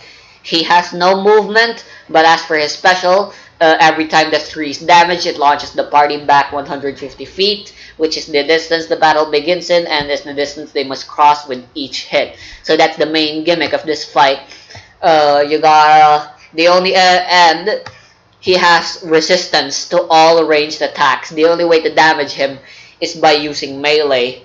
So that's and he can also summon creatures and such. So basically, how the boss fight is gonna go is that they're supposed to rush up, attack, and then they're gonna go back again. They're gonna have to trudge their way through the minions again so that they can go back to the Tree of Life and do another attack and repeat it ad infinitum until he reaches 0 HP and such. As you can see, barely any feats, because most of the challenge of the fight isn't from the Tree of Life itself. It's from the minions you gotta trudge through constantly as you try and get back from the Tree of Life every time he launches you backwards with every attack. Super fun, I think. I don't know, I haven't run it yet. We have yet to see. But I think this is a good challenge, a good fight. It'll be.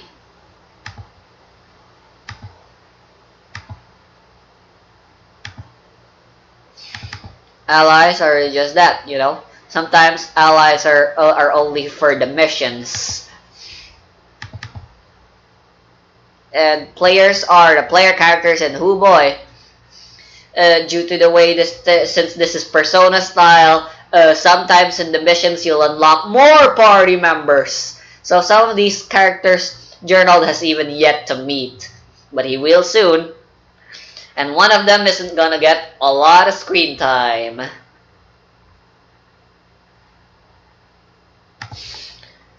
Alright.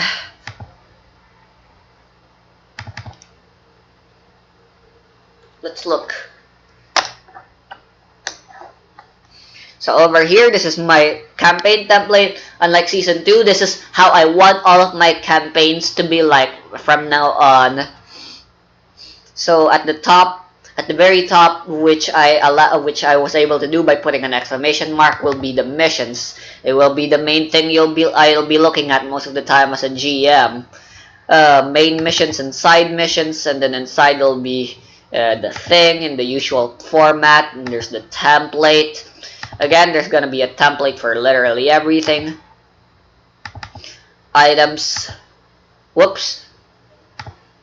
Didn't mean to. I slipped and slide. Locations. Pretty much mostly the same. And lore stuff, you know. Yeah.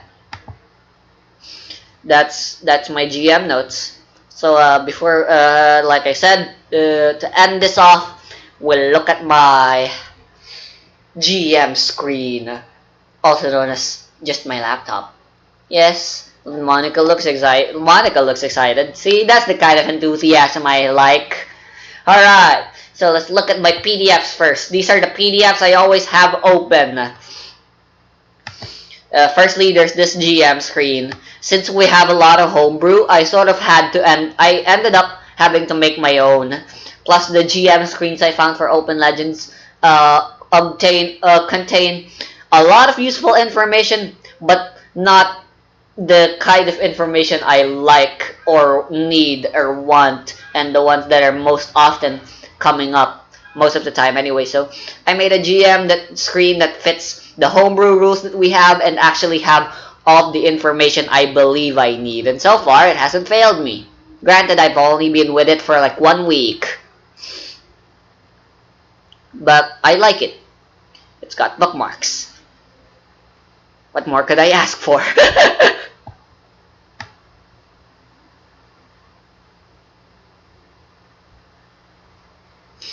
And weather. A weather table. Ain't that wacky? Here we have the Banes and Boons. I have them bookmarked as well.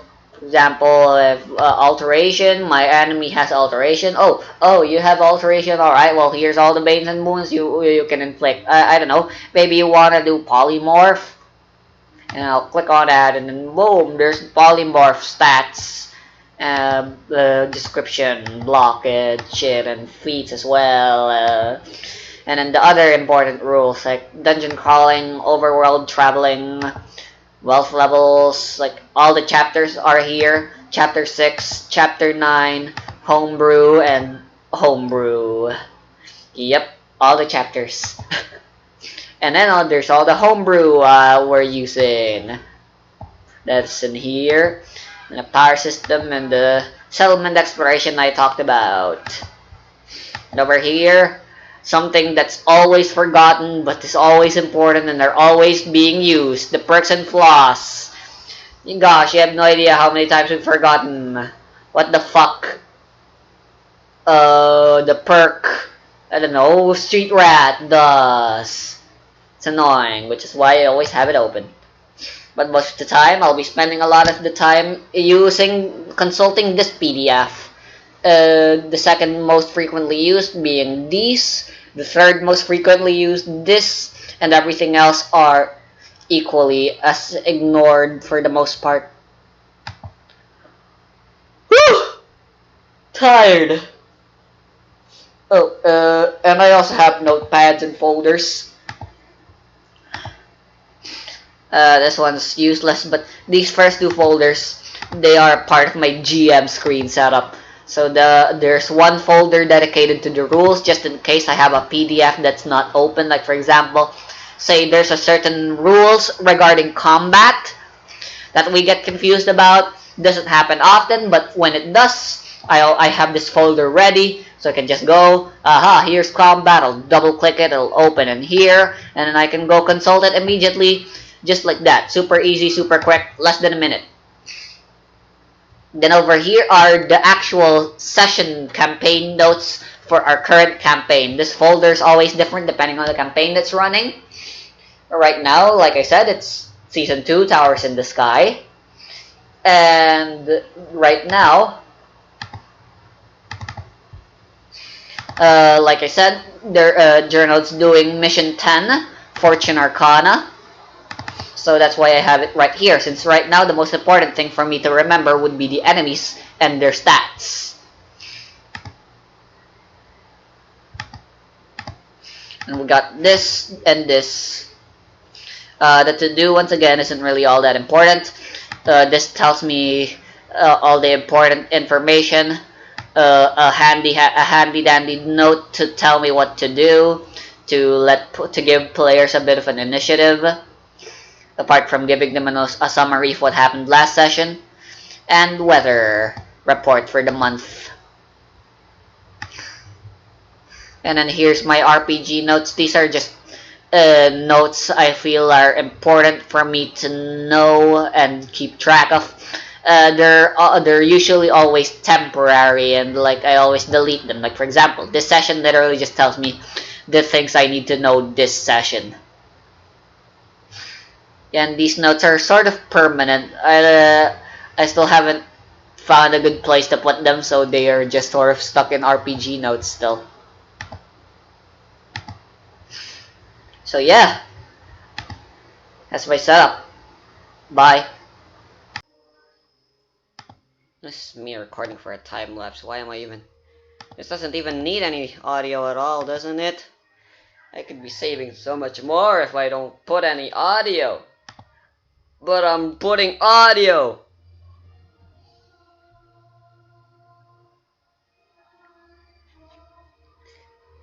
Because fuck you. That's why.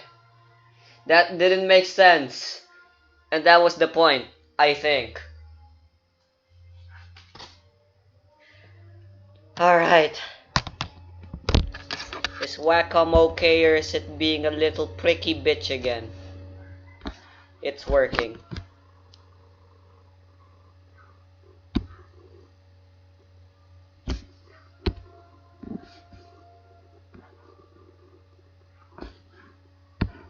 I want to do some warm-up first and play Osu. That is my own way of saying.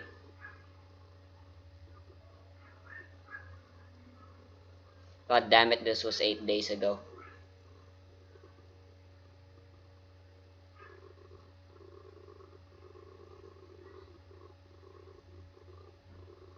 Oh well, I didn't encounter any of these glitches.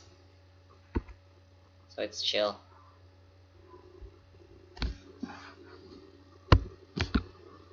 Alright. Well, I guess before I go do my quote and quote warm up, I kinda wanna see the storyboard again just a little. Maybe I should change. I saw a video tutorial telling me small screen is best screen.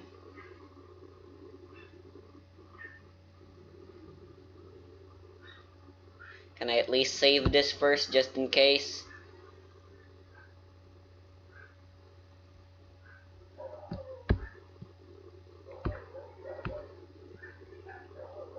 It says something about reset classic.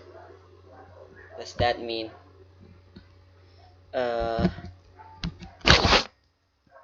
Mine. I'll call this workspace mine. This is my own screen.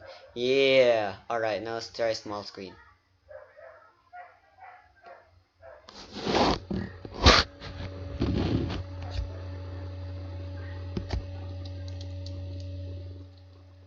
Pen spin. I wonder if I can generate the spin doing this. And wow, that is indeed very small. Everything is super small.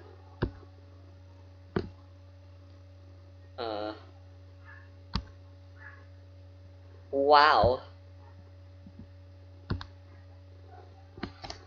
Very efficient, I guess. I mean, I don't need to have I don't need that many things visible on my timeline at all anyway. Just having one being shown is enough. And do I need a scroll wheel for this? Wow. Wait, let me hide this. Blah blah blah. Cool. Alright, I'm just gonna go do it. Oops.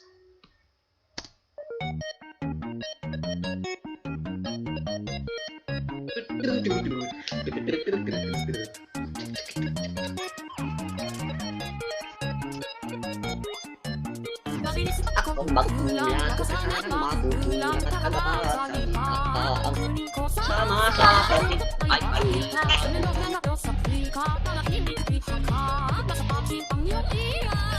nagsasawa na ako sa kanong napagsayin ko kangara ko ni pinagpapako makapagsalita kala mo'y walang nagniyak hinay at minsan ay kaisa ay ako'y nagdiwang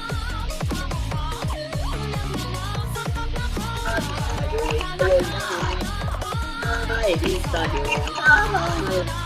Ba-da-da-da-da.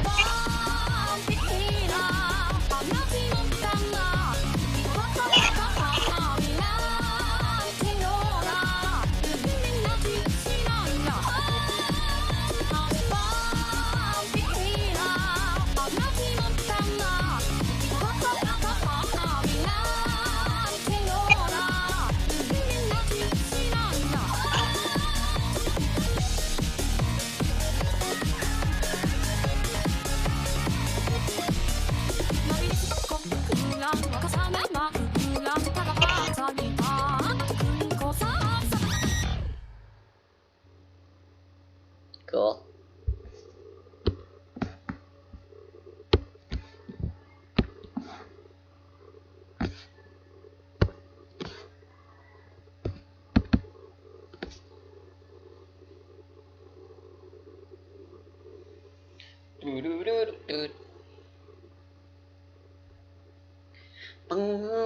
Pambihira, ang laki mong tanga.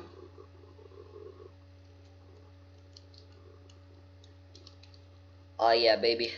I am flowing with energy.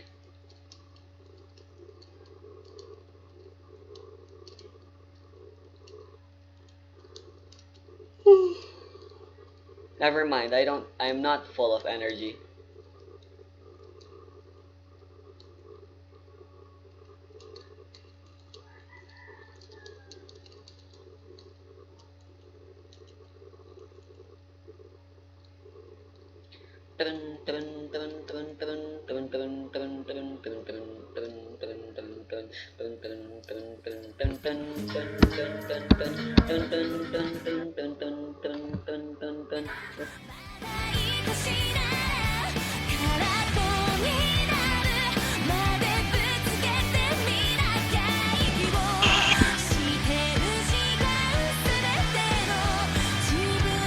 I have 60. I only just opened this shit.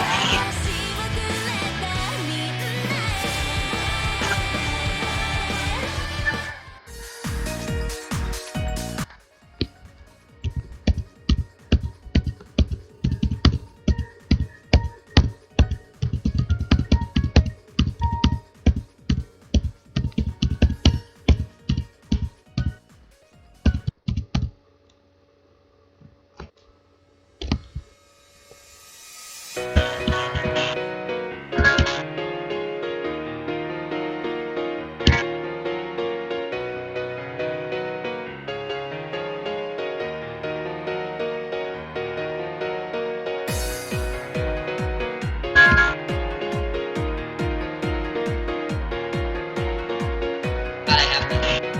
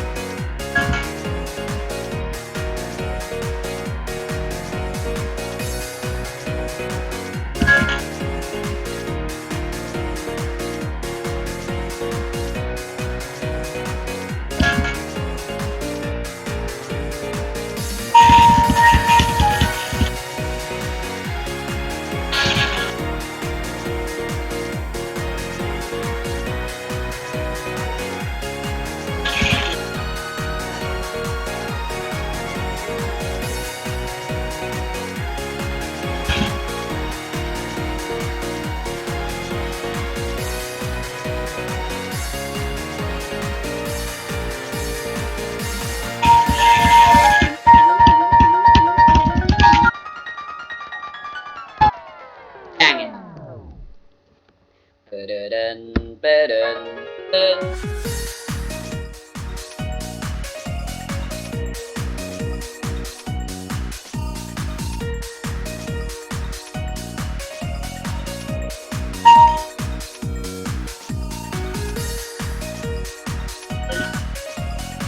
Like confident.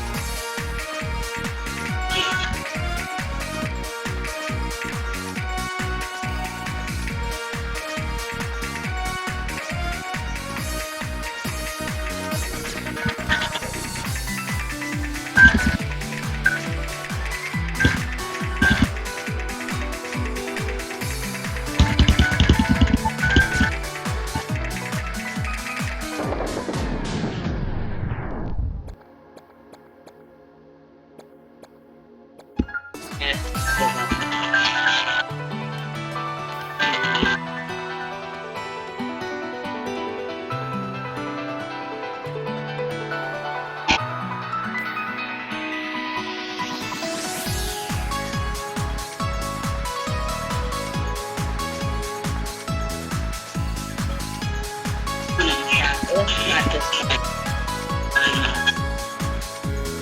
I've been on for too long. It's a bad number.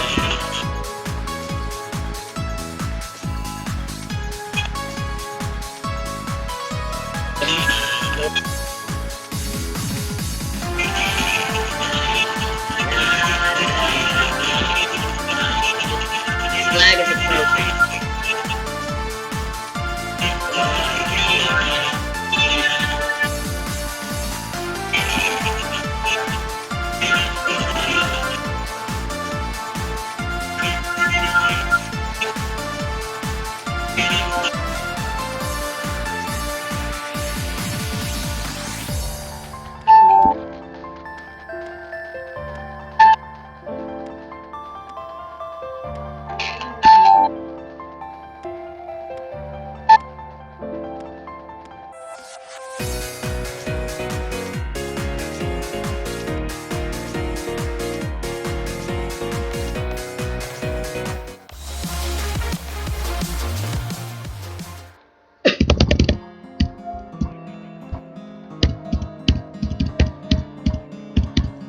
This is a 5-star map, right?